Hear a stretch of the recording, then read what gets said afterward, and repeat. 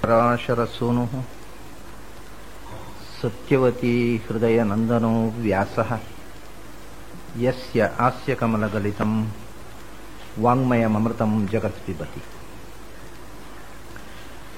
ಭುಜಗ ಭೋಗಾಭಮುದ್ಯಮ್ಯ ಹೃದಯಂ ನಿಜಭುಜಂ ದಕ್ಷಿಣಂ ಲಕ್ಷಣಾಢ್ಯಂ ಲಲಿತಮುದ್ರಿಕ್ತ ವಿಜ್ಞಾನಮುದ್ರಂ ಭಜ ಭಜ ಅನಂತಮಿತ್ಯಾಲಪಂತಂ ಪ್ರಣತವಾನ್ ಪ್ರಾಣಿನಾಂ ಪ್ರಾಣಭೂತಂ ಪ್ರಣತಿಭಿಃ ಪ್ರಣಯೇ ಪೂರ್ಣಬೋಧಂ ಭವದವೋಷ್ಣೇನ ತಾತಪ್ಯಮಾನಾನ್ ಭುವಿ ಪರಂ ನಾಥಮಪ್ರೇಕ್ಷಮಾಣಾನ್ ಭುವನಮಾನ್ಯೇನ ಚ ಅನ್ಯೇನ ದೋಷ್ಣಾ ಭವತು ಭೀರ್ಮಾ ಇತಿ ನ ಸಾಂತ್ವಯಂತಂ ಪ್ರಣತವಾನ್ ಪ್ರಾಣಿನಾಂ ಪ್ರಾಣಭೂತಂ ಪ್ರಣತಿಭಿಃ ಪ್ರಣಯೇ ಪೂರ್ಣಬೋಧಂ.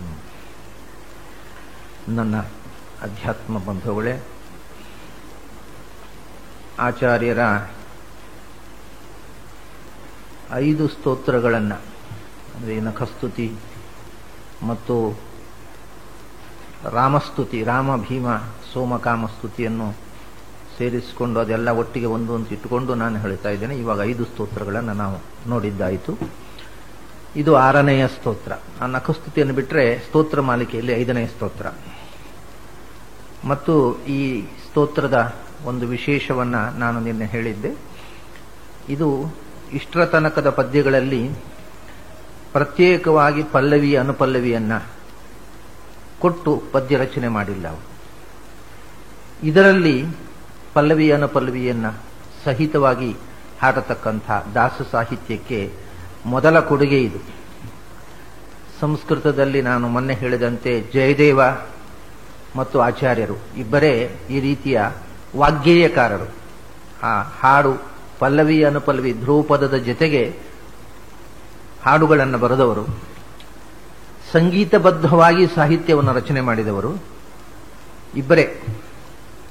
ಒಂದು ಜಯದೇವ, ಒಂದು ಆಚಾರ್ಯರು. ಜಯದೇವ ಆಚಾರ್ಯರಿಗಿಂತ ಮೊದಲು ಮಾಡಿದ್ದೇನೋ ನಿಜ, ಆದರೆ ಆ ಕಾಲದಲ್ಲಿ ಇದ್ದಂಥ ಸಂಗೀತ ಪದ್ಧತಿ ಅದು ಪೂರ್ಣವಾಗಿ ಉತ್ತರಾದಿಯೂ ಅಲ್ಲ, ಪೂರ್ಣವಾಗಿ ದಕ್ಷಿಣಾದಿ ಅಥವಾ ಕರ್ನಾಟಕ ಸಂಗೀತವೂ ಅಲ್ಲ. ಇದು ಎರಡರ ಬೆರಕೆಯಾದಂಥ, ಈಗಲೂ ಜಯದೇವನ ಅಷ್ಟಪದಿಯನ್ನ ಕಳಿಂಗ ಒಡಿಸ್ಸಾದಲ್ಲಿ ಬೇರೆ ರೀತಿ ಹಾಡುತ್ತಾರೆ. ಅದು ಹಿಂದೂಸ್ತಾನಿಗಿಂತ ಸ್ವಲ್ಪ ಭಿನ್ನವಾಗಿದೆ, ಕರ್ನಾಟಕ ಪದ್ಧತಿಗಿಂತ ಭಿನ್ನವಾಗಿದೆ.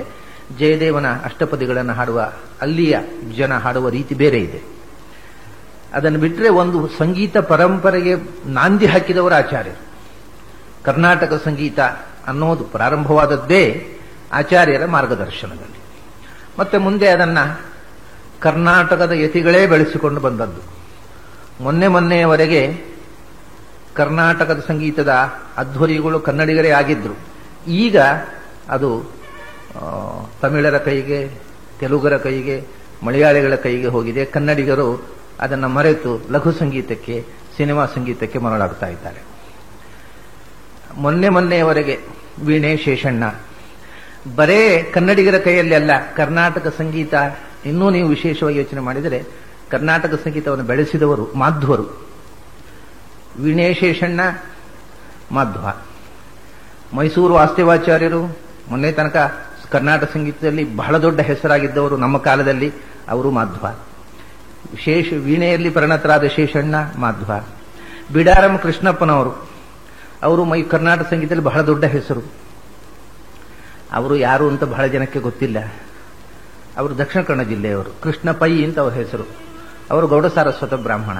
ಅವರು ನಾಟಕ ಆಡ್ಲಿಕ್ಕೋಸ್ಕರ ಹೊಟ್ಟೆಪಾಡಿಗಾಗಿ ಮೈಸೂರಿಗೆ ಹೋಗಿ ಅಲ್ಲಿ ಬಿಡಾರ ಮಾಡಿದವರು. ಆಮೇಲೆ ಅವರಿಗೆ ಬಿಡಾರಂ ಕೃಷ್ಣಪ್ಪ ಅಂತ ಹೆಸರು ಬಂದದ್ದು. ಅವರು ದಕ್ಷಿಣ ಕನ್ನಡ ಜಿಲ್ಲೆಯವರು. ಮತ್ತು ಇನ್ನೊಂದು ವಿಶೇಷ ಅಂದರೆ ನಂದಳಿಕೆ ಅಂತ ಒಂದು ಊರುಂಟು ದಕ್ಷಿಣ ಕನ್ನಡ ಜಿಲ್ಲೆಯಲ್ಲಿ. ಕನ್ನಡದಲ್ಲಿ ಬಹಳ ದೊಡ್ಡ ಖ್ಯಾತಿಯನ್ನು ಪಡೆದ ರಾಮಾಶ್ವಮೇಧ ಅನ್ನುವ ಕಾವ್ಯವನ್ನು ಕೊಟ್ಟ ಮುದ್ದಣ ಹುಟ್ಟಿದ ಊರು. ಹಾಗೆ ಒಂದು ದೊಡ್ಡ ಸಾಹಿತಿಯನ್ನು, ಒಬ್ಬ ದೊಡ್ಡ ಸಂಗೀತಗಾರನನ್ನು ಆ ಸಣ್ಣ ಹಳ್ಳಿ ಕೊಟ್ಟಿದೆ ನಂದಳಿಕೆ. ಅಲ್ಲಿ ಅವರು ಕೃಷ್ಣಪ್ಪನವರು. ಅವರು ನಿಜವಾಗಿ ಕೃಷ್ಣ ಪೈ ಅಂತ ಗೌಡ ಸಾರಸ್ವತರಿಗೆ ಕರೀತಾರೆ ನಮ್ಮೂರಲ್ಲಿ. ಅದು ಮೈಸೂರು ಹೋಗಿ ಕೃಷ್ಣಪ್ಪ ಆಯಿತು. ಕೃಷ್ಣ ಪೈ ಹೋಗಿ ಕೃಷ್ಣಪ್ಪಯ್ಯ ಆಯ್ತೇನೋ, ಅಪ್ಪಯ್ಯ ಹೋಗಿ ಬರೀ ಅಪ್ಪ ಉಳಿಯಿತು, ಕೃಷ್ಣಪ್ಪ ಆಯಿತು. ಅಲ್ಲೇ ಬಿಡಾರ ಮಾಡಿದ್ರು. ನಾಟಕ ಆಡ್ಲಿಕ್ಕೋಸ್ಕರ, ನಾಟಕದಲ್ಲಿ ಹಾಡ್ಲಿಕ್ಕೋಸ್ಕರ ಹೋದವರು ಅವರು. ಆಮೇಲೆ ಕರ್ನಾಟಕ ಸಂಗೀತದಲ್ಲಿ ಆಚಾರ್ಯ ಪುರುಷರಾಗಿ ಮೆರೆದರು ಅವರು. ಮೈಸೂರು ಮಹಾರಾಜರ ಸಭೆಯಲ್ಲಿ ಅವರಿಗೆ ದೊಡ್ಡ ಸನ್ಮಾನ ಸಿಗುವಷ್ಟು ದೊಡ್ಡ ಸಂಗೀತಗಾರರಾದರು. ಅವರೂ ಕೂಡ ಮಾಧ್ವ ಬ್ರಾಹ್ಮಣ. ಹೀಗೆ ಈ ಮಾತು ಯಾಕೆ ಹೇಳಿದೆ ಅಂದರೆ ಯಾವುದೇ ಒಂದು ಗುಂಪುಗಾರಿಕೆಗೋಸ್ಕರ ಅಲ್ಲ. ಕರ್ನಾಟಕ ಸಂಗೀತವನ್ನು ಬೆಳೆಸಿದವರು ಮೊದಲು ಆಚಾರ್ಯರು, ಅನಂತರ ಮಾಧ್ವಯತಿಗಳು, ಅನಂತರ ಮಾಧ್ವ ವಿದ್ವಾಂಸರು. ಇದು ಬಹಳ ಜನ ಮಾಧ್ವರಿಗೆ ಈ ವಿಷಯ ಗೊತ್ತಿಲ್ಲ. ಅದಕ್ಕೋಸ್ಕರ ಹೇಳಿದೆ ಅಷ್ಟೇ. ಈ ಒಂದು ಸಂಗೀತವನ್ನ ದೊಡ್ಡ ಪರಂಪರೆಯನ್ನು ಕೊಟ್ಟದ್ದು, ಪ್ರಪಂಚಕ್ಕೆ ಕೊಟ್ಟದ್ದು ಮಾಧ್ವರು ಅನ್ನೋ ವಿಷಯ ಎಷ್ಟು ದೊಡ್ಡ ಸಂಗತಿ ಅನ್ನೋದು ಮಾಧ್ವರಿಗೆ ತಿಳಿದಿರಬೇಕು ಅಂತಷ್ಟೇ. ಅಂಥ ಒಂದು ಕರ್ನಾಟಕ ಸಂಗೀತದ ಪರಂಪರೆಗೆ ಮೊದಲ ನಾಂದಿಯಾಗಿ ಈ ಹಾಡು ಬರೆದು ಕೊಟ್ಟವರು ಆಚಾರ್ಯರು. ಅದರಲ್ಲಿ ನಮಗೆ ಸಿಗತಕ್ಕಂಥ ಹಾಡುಗಳಲ್ಲಿ ಒಂದು ಇದು ಚಿಕ್ಕ ಹಾಡುಗಳು ಮುಂದೆ ಬರ್ತವೆ. ಇದು ದೊಡ್ಡ ಹಾಡು, 12 ಸೊಲ್ಲುಗಳಿರುವ ಒಂದು ಹಾಡು. ಇದನ್ನ ನಾನು ನಿನ್ನೆ ಹೇಳಿದೆ, ಸೃಗ್ವಿಣಿ ಅಂತ ಈ ಛಂದಸ್ಸಿನ ಹೆಸರು. ಆದರೆ ಈ ಛಂದಸ್ಸಿಗಿಂತಲೂ ಇಲ್ಲಿ ಮುಖ್ಯವಾಗೋದು ಇದು ಹಾಡು. ಆದ್ದರಿಂದ ಹಾಡಿನಲ್ಲಿ ಯಾವ ಛಂದಸ್ಸು ಅನ್ನೋದು ಮುಖ್ಯ ಅಲ್ಲ, ಅದರ ನಡೆ ಮಾತ್ರೆಗಳು ಲೆಕ್ಕ ಅಷ್ಟೇ. ಹಾಡಿಗೆ ಬೇಕಾಗೋದು ಮಾತ್ರೆಗಳು, ಎಷ್ಟು ಮಾತ್ರೆಯಲ್ಲಿ ಯಾವ ತಾಳದಲ್ಲಿ ಹಾಡಬೇಕು ಅನ್ನೋದು. ಅದು ಒಂದು ಪಕ್ಷಕ್ಕೆ ಮಾತ್ರೆ ಕಮ್ಮಿ ಇದ್ದರೆ ತಾಳಕ್ಕೆ ಎಳೆದು ಬಿಡ್ತಾರೆ, ಮಾತ್ರೆ ಹೆಚ್ಚಿದ್ದರೆ ಅದನ್ನು ಫಾಸ್ಟ್ ಆಗಿ ಹೇಳಿ ಅಡ್ಜಸ್ಟ್ ಮಾಡ್ಲಿಕ್ಕೆ ಬರುತ್ತೆ. ಆ ರೀತಿ ಅಕ್ಷರಗಳು ಹೆಚ್ಚು ಕಮ್ಮಿ ಇದ್ರೂ ಕೂಡ ಅದನ್ನ ಆ ಲಯಕ್ಕೆ ಹೊಂದಿಸಿಕೊಂಡು ಹಾಡ್ಲಿಕ್ಕೆ ಬರುತ್ತೆ. ಮುಂದಿನ ಕೆಲವು ಹಾಡುಗಳಲ್ಲಿ ಹಾಗೂ ಮಾಡಿದ್ದಾರೆ ಆಚಾರ್ಯರು. ಅಕ್ಷರಗಳು ಹೆಚ್ಚು ಕೊಟ್ಟು ಅದನ್ನು ಹಾಡಿಗೆ ಅಡ್ಜಸ್ಟ್ ಮಾಡುವಂತೆ, ಅಕ್ಷರಗಳನ್ನು ಕಮ್ಮಿ ಹಾಕಿ ಅದನ್ನು ಹಾಡಿಗೆ ಅಡ್ಜಸ್ಟ್ ಮಾಡುವಂತೆ ಅಂಥ ಹಾಡುಗಳು ಮುಂದೆ ಬರ್ತವೆ. ಇದರಲ್ಲಿ ಇದು ಇನ್ನೊಂದು ರೀತಿಯ ಪ್ರಯೋಗ. ಇದರಲ್ಲಿ ನೀವು ಇದನ್ನು ಛಂದಸ್ಸಾಗಿ ತಗೊಂಡ್ರು ಅಕ್ಷರದಲ್ಲಿ ಹೆಚ್ಚು ಕಮ್ಮಿ ಆಗುವುದಿಲ್ಲ. ಮಾತ್ರ ಛಂದಸ್ಸಿಗೆ ಅಕ್ಷರಗಣ ಛಂದಸ್ಸು ಅಂತ ಇಟ್ಟುಕೊಂಡ್ರು ನಾನು ಹಾಗೆ ಲಘು, ಒಂದು ಗುರು, ಆಮೇಲೆ ಒಂದು ಲಘು, ಆಮೇಲೆ ಒಂದು ಗುರು, ಆಮೇಲೆ ಗುರು, ಲಘು, ಗುರು, ಹೀಗೆಯೇ ಹೋಗ್ತದೆ. ಇದನ್ನ ಅಕ್ಷರಗಣ ಛಂದಸ್ಸು ಅಂತ ಇಟ್ಟುಕೊಂಡ್ರು ಏನೂ ತೊಂದರೆ ಆಗುವುದಿಲ್ಲ. ಮಾತ್ರಗಣ ಛಂದಸ್ಸು ಅಂದ್ರೂ 4 ಮಾತ್ರೆಗಳ ನಡೆಯಲ್ಲಿ ಹೋಗುತ್ತೆ. ಇದು ಆಚೆಗೂ ಅಂದ್ರೆ ಛಂದಶಾಸ್ತ್ರಕ್ಕೂ ಹೊಂದಿಕೆ ಆಗುವ, ಈಚೆಯಿಂದ ಸಂಗೀತಕ್ಕೂ ಹೊಂದಿಕೆ ಆಗುವಂತೆ ಕಂಪೋಸ್ ಮಾಡಿರತಕ್ಕಂಥ ಹಾಡು. ಮುಂದಿನ ಕೆಲವು ಹಾಡುಗಳಲ್ಲಿ ಆ ಥರ ಇಲ್ಲ. ಅದನ್ನ ಆ ಛಂದಶಾಸ್ತ್ರದ ಮಾತ್ರೆಗಳನ್ನ, ಅಕ್ಷರ ಮಾತ್ರೆಗಳನ್ನ ಬ್ರೇಕ್ ಮಾಡಿ ಬರೇ ಮಾತ್ರಾಗಣಕ್ಕೆ ಬೇಕಾಗುವ ರೀತಿಯಿಂದ ಆಚಾರ್ಯರು ಬದಲಾವಣೆ ಮಾಡ್ತಾರೆ. ಮುಂದೆ ಕೇಶವ ಕೇಶವ, ದೇವಕಿ ನಂದನ, ಅದರಲ್ಲೆಲ್ಲ ಮಾತ್ರೆಗಳನ್ನು ಬದಲಾಯಿಸ್ತಾರೆ. ಇದರಲ್ಲಿ ಮಾತ್ರೆ ಅಕ್ಷರ ಛಂದಸ್ಸಿಗೂ ಮತ್ತು ಮಾತ್ರಾ ಛಂದಸ್ಸಿಗೂ ಎರಡಕ್ಕೂ ಕೂಡ ಅನುಗುಣವಾಗಿ ಅದನ್ನ ಸುಮ್ಮನೆ ಸ್ತೋತ್ರವಾಗಿ ನೀವು ಹಾಡಬಹುದು, ಅಥವಾ ಸಂಗೀತಬದ್ಧವಾಗಿ ತಾಳದಲ್ಲಿ ಹಾಡಲೂಬಹುದು. ಹೇಗೆ ಬೇಕಾದರೂ ಹಾಡಲಿಕ್ಕೆ ಬರುವ ರೀತಿಯಲ್ಲಿ ಇರತಕ್ಕಂಥ ಒಂದು ಸ್ತೋತ್ರ ಇದು. ಇದರ ಮೊದಲನೇ ಪದ್ಯ, ವಂದಿತಾ ಶೇಷವಂದ್ಯೋರು ವೃಂದಾರಕಂ ಚಂದನ ಚರ್ಚಿತೋದಾರತೀ ನಾಂಸಕಂ ಇಂದಿರಾ ಚಂಚಲ ಪಾಂಗನೀರಾಜಿತಂ ಮಂದರೋದ್ಧಾರಿ ವೃತ್ತೋದ್ಭುಜಾ ಭೋಗಿನಂ. ಇದು ಒಂದು ಸೊಲ್ಲು. ಈ ಸೊಲ್ಲಿಗೆ ಪಲ್ಲವಿ, ಪ್ರಣಯಾಮೋ ವಾಸುದೇವಂ ದೇವತಾ ಮಂಡಲ ಖಂಡಮಂಡಾನಂ ಪ್ರಣಯಾಮೋ ವಾಸುದೇವಂ. ಹೀಗೆ 12 ಸೊಲ್ಲಿಗೂ ಇದನ್ನು ಪಲ್ಲವಿಯಾಗಿ ಹಾಡಬೇಕು. ಇದು ಹೀಗೆ ಕೇವಲ ಪಲ್ಲವಿ ಇರೋದು ಹಾಡುವುದಕ್ಕೋಸ್ಕರ ಮಾತ್ರವೇ. ಹಾಡು ಎಲ್ಲಿ ಇಲ್ಲ, ಬರೇ ಸ್ತೋತ್ರವಾಗಿ ಗಣ ಅಕ್ಷರಗಣಬದ್ಧವಾಗಿ ಮಾತ್ರ ಹಾಡುವುದಿದ್ದರೆ ಅದಕ್ಕೆ ಪಲ್ಲವಿ ಬೇಕಿಲ್ಲ. ಇದರಲ್ಲಿ ಪಲ್ಲವಿ ಇದ್ದು ಧ್ರುವಪದ ಅಥವಾ ಪಲ್ಲವಿ ಇರೋದ್ರಿಂದ ಇದನ್ನ ಹಾಡುವುದಕ್ಕೋಸ್ಕರವೇ ಸಂಕೀರ್ತನೆ. ಆಚಾರ್ಯರು ಯಾತ್ರೆ ಹೋಗುವಾಗ ಎಲ್ಲ ಕಡೆ ಹಾಡಿಕೊಂಡು ಹೋಗ್ತಿದ್ರು. ಹಾಗೆ ಎಲ್ಲೋ ಒಂದು ಕಡೆ ಇದರ ಮೊದಲನೆಯ ಪದ್ಯದಲ್ಲಿ ಬಂದ ಭಗವಂತನ ವರ್ಣನೆ ನೋಡುವಾಗ ನಾನು ನಿನ್ನೆ ಹೇಳಿದೆ, ಯಾವುದೋ ಒಂದು ದೇವಸ್ಥಾನದಲ್ಲಿ ನಿಂತು ಆ ಭಗವಂತನ ವಿಗ್ರಹವನ್ನು ಕಂಡು ಆಚಾರ್ಯರು, ಅದು ಕೃಷ್ಣ ದೇವಸ್ಥಾನ, ಯಾವ ದೇವಾಲಯದಲ್ಲಿ ಅಂತ ನಮಗೆ ಖಚಿತವಾಗಿ ಹೇಳಲಿಕ್ಕೆ ಬರುವುದಿಲ್ಲ, ಯಾವುದೋ ಒಂದು ಕೃಷ್ಣ ದೇವಸ್ಥಾನ, ಗುರುವಾಯೂರಿನ ಕೃಷ್ಣ ದೇವಸ್ಥಾನವೂ ಇರಬಹುದು, ಯಾವುದೋ ಒಂದು ಕೃಷ್ಣ ದೇವಸ್ಥಾನದಲ್ಲಿ, ಅಥವಾ ಉಡುಪಿಯಲ್ಲೇ ತಾನು ಪ್ರತಿಷ್ಠೆ ಮಾಡಿದ ಕೃಷ್ಣನ ಮುಂದೆ ನಿಂತು ಹಾಡಿರಬಹುದು. ಅಂತೂ ಒಂದು ಕೃಷ್ಣ ದೇವಾಲಯದಲ್ಲಿ ಇದನ್ನ, ಆ ಕೃಷ್ಣನ ವಿಗ್ರಹವನ್ನು ಕಂಡು ಮೈಮರೆತು ಹಾಡಿದ ಹಾಗಿದೆ. ಅಥವಾ ಯಾವ ದೇವಸ್ಥಾನದಲ್ಲೂ ಅಲ್ಲದೆ ಅವರು ಯಾವುದೋ ಒಂದು ಯಾತ್ರೆ ಹೋಗುವಾಗ ದಾರಿಯಲ್ಲಿ ಮನಸ್ಸಿನಲ್ಲಿ ಕೃಷ್ಣನ ಮೂರ್ತಿಯನ್ನು ಕಂಡು ಹೇಳಿರಬಹುದು. ಅದರಿಂದ ಇದು ಯಾವ ಸಂದರ್ಭದಲ್ಲಿ ಯಾವ ದೇವಾಲಯಕ್ಕೆ ಹೋಗುವಾಗ ಅಂತ ಖಚಿತವಾಗಿ ಹೇಳಲಿಕ್ಕೆ ಬರೋದಿಲ್ಲ. ಮತ್ತೆ ಆಚಾರ್ಯರು ಯಾವ್ಯಾವ ದೇವಸ್ಥಾನಗಳನ್ನು ವಿಸಿಟ್ ಮಾಡಿದ್ರು ಅನ್ನುವುದು ದಾಖಲೆ ಇಲ್ಲ. ಸಾಮಾನ್ಯವಾಗಿ ಅವರ ಕಾಲದಲ್ಲಿ ಇದ್ದ ಎಲ್ಲ ದೇವಾಲಯಗಳಿಗೂ ಹೋದರು ಅಂತ, ಕ್ಷೇತ್ರಗಳ ಸಂದರ್ಶನ ಮಾಡಿದ್ರು, ಎಲ್ಲ ನದಿಗಳಲ್ಲಿ ಸ್ನಾನ ಮಾಡಿದ್ರು ಅಂತ ಹೇಳ್ತಾರೆ ಮಧ್ವ ವಿಜಯದಲ್ಲಿ. ಆಚಾರ್ಯರು ನದಿಗಳಲ್ಲಿ ಯಾಕೆ ಸ್ನಾನ ಮಾಡಿದ್ರು, ಅವರಿಗೇನು ಪಾಪ ಪರಿಹಾರ ಆಗಬೇಕಿತ್ತು ಅಂತ ಶಂಕಾ ಮಾಡಿಕೊಂಡು ನಾರಾಯಣ ಪಂಡಿತಾಚಾರ್ಯರೇ, ನಾವು ಏನಾದರೂ ಪಾಪ ಇದ್ರೆ ಪರಿಹಾರ ಆಗಲಿ ಅಂತ ನಮ್ಮ ಪಾಪ ಎಲ್ಲ ನದಿಗಳಿಗೆ ಹೋಗಲಿ ಅಂತ ನದಿಗಳಲ್ಲಿ ಸ್ನಾನ ಮಾಡ್ತೇವೆ. ಆಚಾರ್ಯರು ಯಾಕೆ ಸ್ನಾನ ಮಾಡಿದ್ರು ಅಂದ್ರೆ ಅದಕ್ಕೆ ನಾರಾಯಣ ಪಂಡಿತರು ಹೇಳ್ತಾರೆ, ನಾವೆಲ್ಲ ಸ್ನಾನ ಮಾಡಿ ನಮ್ಮ ಪಾಪ ಎಲ್ಲ ನದಿಯಲ್ಲಿ ತುಂಬಿರುತ್ತಲ್ಲ, ಅದನ್ನು ತೆಗಿಲಿಕ್ಕೋಸ್ಕರ, ನದಿಯನ್ನ ಪ್ಯೂರ್ ಮಾಡೋದಕ್ಕೋಸ್ಕರ ನದಿಗಳಲ್ಲಿ ಸ್ನಾನ ಮಾಡಿದ್ರು. ಅದನ್ನ ಯಾರು ತೊಳೆಯೋದು? ನದಿಯನ್ನು ತೊಳೆಯೋದು ಯಾರು?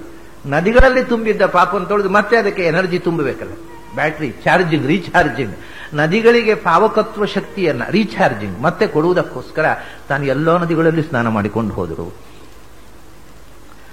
ಹಾಗೆ ಪ್ರಾಯ ದೇವಾಲಯಗಳಲ್ಲೂ ಆಗಿರಬಹುದು, ಈ ಪೂಜೆ ಮಾಡುವವರ ಕ್ರಿಯಾಲೋಪದಿಂದ, ಅವರಲ್ಲಿರತಕ್ಕಂಥ ಅಜ್ಞಾನದಿಂದ, ಪೂಜೆ ಮಾಡತಕ್ಕಂಥ ತಪ್ಪು ವಿಧಾನದಿಂದ ಸನ್ನಿಧಾನ ಲೋಪ ಆಗಿದ್ದರೆ ಅಲ್ಲೆಲ್ಲ ಮತ್ತೆ ಭಗವಂತನ ಸನ್ನಿಧಾನ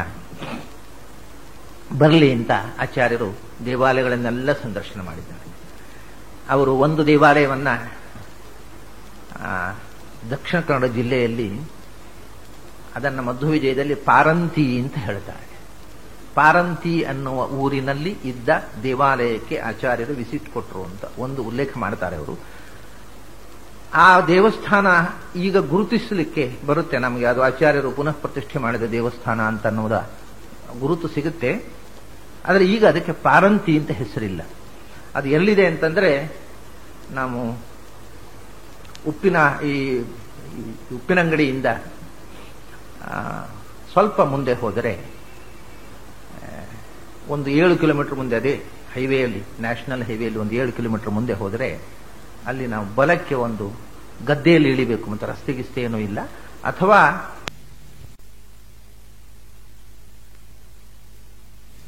ಹೋಗ್ಲಿಕ್ಕೆ ಬರುತ್ತೆ. ಸುಬ್ರಹ್ಮಣ್ಯ ಮತ್ತು ಈ ಕಡೆ ಧರ್ಮಸ್ಥಳ ಅದರ ಮಧ್ಯದಲ್ಲಿದೆ ಸುಮಾರಾಗಿ. ಅದು ರಾಮಕುಂಜಕ್ಕೆ ಬಹಳ ಹತ್ತಿರದಲ್ಲಿದೆ. ಕಾಂಚನ ಅಂತ ಒಂದು ಊರಿಗೆ ತೀರ ಹತ್ತಿರದಲ್ಲಿದೆ. ಮುದ್ಯ ಅಂತ ಹೇಳ್ತಾರೆ. ಈಗ ಅಲ್ಲಿ ಹೋಗೋದೇ ಬಹಳ ಪ್ರಯಾಸದ ಸಂಗತಿ, ಸರಿಯಾದಂತಹ ದಾರಿ ಇಲ್ಲ, ನಡ್ಕೊಂಡು ಹೋಗಬೇಕು. ಕಾರ್ನಲ್ಲಿ ಹೋದರೂ ಕಷ್ಟ, ಕಾರ್ನಲ್ಲೆಲ್ಲ ಜೀಪ್ನಲ್ಲಿ ಹೋಗ್ಬೋದು, ಅಂಥ ಕೆಟ್ಟ ದಾರಿ ಇದೆ. ಕಾರ್ನಲ್ಲಿ ಹೋಗೋದು ಕಷ್ಟ. ಹಾಗೆ ಕಷ್ಟದಲ್ಲಿ ಹೋಗುವುದಕ್ಕಿಂತ ನಿಜವಾಗಿ ನಾನು 2 ವಿಧವಾಗಿಯೂ ಹೋಗಿ ನೋಡಿದ್ದೇನೆ. ವಾಹನದಲ್ಲಿ ಹೋಗುವುದಕ್ಕಿಂತ ನಡ್ಕೊಂಡು ಹೋಗೋದು ಸುಖ. ಹಾಗಿದೆ ಅಲ್ಲಿ ದಾರಿ, ವಾಹನದ ದಾರಿ. ಮುದ್ಯ ಅಂತ ಈ ಹೆಸರು ಹೇಳ್ತಾರೆ. ಅಲ್ಲಿಗೆ ಹೋದರೆ ಅಲ್ಲಿ ಏನೂ ಇಲ್ಲ, ಊರು ಇಲ್ಲ. ಅಲ್ಲಿ ಒಂದು ಮನೆ, ಒಂದು ದೇವಸ್ಥಾನ ಇದೆ. ಮತ್ತೆ ಸ್ವಲ್ಪ ಆಚೆ ಈಚೆ ಇರಬಹುದು. ಆ ದೇವಾಲಯದ ಪಕ್ಕದಲ್ಲಿ ಒಂದು ಮನೆ, ಅದು ಪೂಜೆಯವರದು. ಪೂಜೆಯವರ ಮನೆ ಮತ್ತು ದೇವಸ್ಥಾನ ಬಿಟ್ರೆ ಆ ಪರಿಸರದಲ್ಲಿ ಏನೂ ಇಲ್ಲ. ಸುತ್ತ ಒಂದು ರೀತಿಯಿಂದ ಒಂದು ಗುಡ್ಡದ ತುದಿಯಲ್ಲಿದೆ ಆ ದೇವಸ್ಥಾನ. ಗುಡ್ಡದ ಬುಡದಲ್ಲಿ ಆ ಪೂಜೆಯವರ ಮನೆ ಇದೆ. ಅಲ್ಲಿ ಏನಾಗಿದೆ ಅಂದರೆ, ಆಚಾರ್ಯರು ಅಲ್ಲಿಗೆ ಹೋಗಿದ್ದಾಗ ಅದು ಆ ಪರಿಸರದ, ಅಲ್ಲಿ ಒಬ್ಬ ರಾಜ ಇದ್ದ. ಅಲ್ಲಿ ಆಚಾರ್ಯರ ಚರಿತ್ರೆಯಲ್ಲಿ ಬರುತ್ತೆ. ಆ ರಾಜ ಆಚಾರ್ಯರನ್ನು ವಿರೋಧ ಮಾಡಿದ್ದ, ಪ್ರತಿಭಟನೆ ಮಾಡಿದ್ದ, ಆಚಾರ್ಯ ಚಟುವಟಿಕೆಗಳಿಗೆ ತೊಂದರೆ ಕೊಟ್ಟಿದ್ದ ಅವನು. ಅಂಥ ಒಬ್ಬ ರಾಜ ಇದ್ದ ಅವಾಗ. ರಾಮಕುಂಜದಲ್ಲಿ ಒಬ್ಬ ಅರಸು ಇದ್ದ. ಇವಾಗ ಅವೆಲ್ಲ ಹಳ್ಳಿಗಳು, ಅರಸು ಇಲ್ಲ, ಮಣ್ಣು ಇಲ್ಲ. ಈಗ ಎಲ್ಲಿ ಪೇಟೆಯಲ್ಲೂ ಅರಸು ಇಲ್ಲ, ಹಳ್ಳಿಯಲ್ಲೂ ಅರಸು ಇಲ್ಲ. ಸುಮ್ಮನೆ ಅರಸು ಅಂತ ಹೆಸರು ಇಟ್ಟಿರ್ಬೇಕಾರಪ್ಪ, ಇಟ್ಟರೆ ಮಕ್ಕಳಿಗೆ ಅರಸು ಅಂತ ಇರುತ್ತೆ ಅಷ್ಟೇ ಹೊರತು ರಾಜರು ಯಾರೂ ಇಲ್ಲ. ಹಾಗಾಗಿ ಈಗ ಒಂದು ಗುಡ್ಡ ಮತ್ತೆ ಕೆಳಗಡೆ ಒಂದಿಷ್ಟು ಬಯಲು ಪ್ರದೇಶ, ಕಾಡು, ಅದರ ಮಧ್ಯದಲ್ಲಿ ಒಂದು ದೇವಸ್ಥಾನ. ಆ ದೇವಸ್ಥಾನವನ್ನು ನೋಡಬೇಕು ಅಂತ ನಾನು ಹೋಗಿದ್ದೆ. ಅಲ್ಲಿಗೆ ಹೋದಾಗ ಅಲ್ಲಿ ಪೂಜೆಯವರು ಯಾರು ಒಂದೂ ಗೊತ್ತಿರಲಿಲ್ಲ ನನಗೆ. ಕಡೆಗೆ ಅಲ್ಲಿಗೆ ಹೋದ ಮೇಲೆ ಆ ಪೂಜೆಯವರು ಹತ್ತಿರ ಬಂದರು, ನನಗೆ ಪರಿಚಯ ಆಗಲಿಲ್ಲ. ಅವರು ಓಹೋ ನೀವು ನಮ್ಮ ಗುರುಗಳು ಅಂತ ಬಂದು ನಮಸ್ಕಾರ ಮಾಡಿದ್ರು. ಯಾವಾಗಪ್ಪ ನಿಮ್ಮ ಗುರುಗಳಾದ್ದು ನಾವು ಅಂತ ಕೇಳಿದೆ. ನನಗೆ ನೆನಪಿಲ್ಲ ಯಾವಾಗ ನೀವು ನಮ್ಮ ಗುರುಗಳಾದ್ದು ನಿಮಗೆ. ನಾನು ಚಿಕ್ಕಂದಿನಲ್ಲಿ, ಅವ್ರು ಯಾವುದೇ ಈಗ ಸುಮಾರು ನನ್ನಷ್ಟೇ ವಯಸ್ಸಾಯಿತು, 55, 60 ಹತ್ತಿರ ಆಯಿತು. ನಾನು ಚಿಕ್ಕಂದಿನಲ್ಲಿ ಉಡುಪಿಯಲ್ಲಿ ವೇದ ಓದಿದ್ದೆ. ವೇದ ಓದುವಾಗ ಆ ಪಾಠಶಾಲೆಯಲ್ಲಿ ನೀವು ಯಾವಾಗ 19-20 ವರ್ಷದ ಹುಡುಗ, ನೀವು ಸಂಸ್ಕೃತ ಪಾಠ ಹೇಳಿದ್ರಿ ನನಗೆ ಅಂತ ಹೇಳಿದರು. ಸರಿ, ಹಾಗಾಗಿ ಬಹಳ ಸಂತೋಷಪಟ್ಟು ಆ ದೇವಸ್ಥಾನ ಕರ್ಕೊಂಡು ಹೋದರು. ಕರ್ಕೊಂಡು ಹೋಗಿ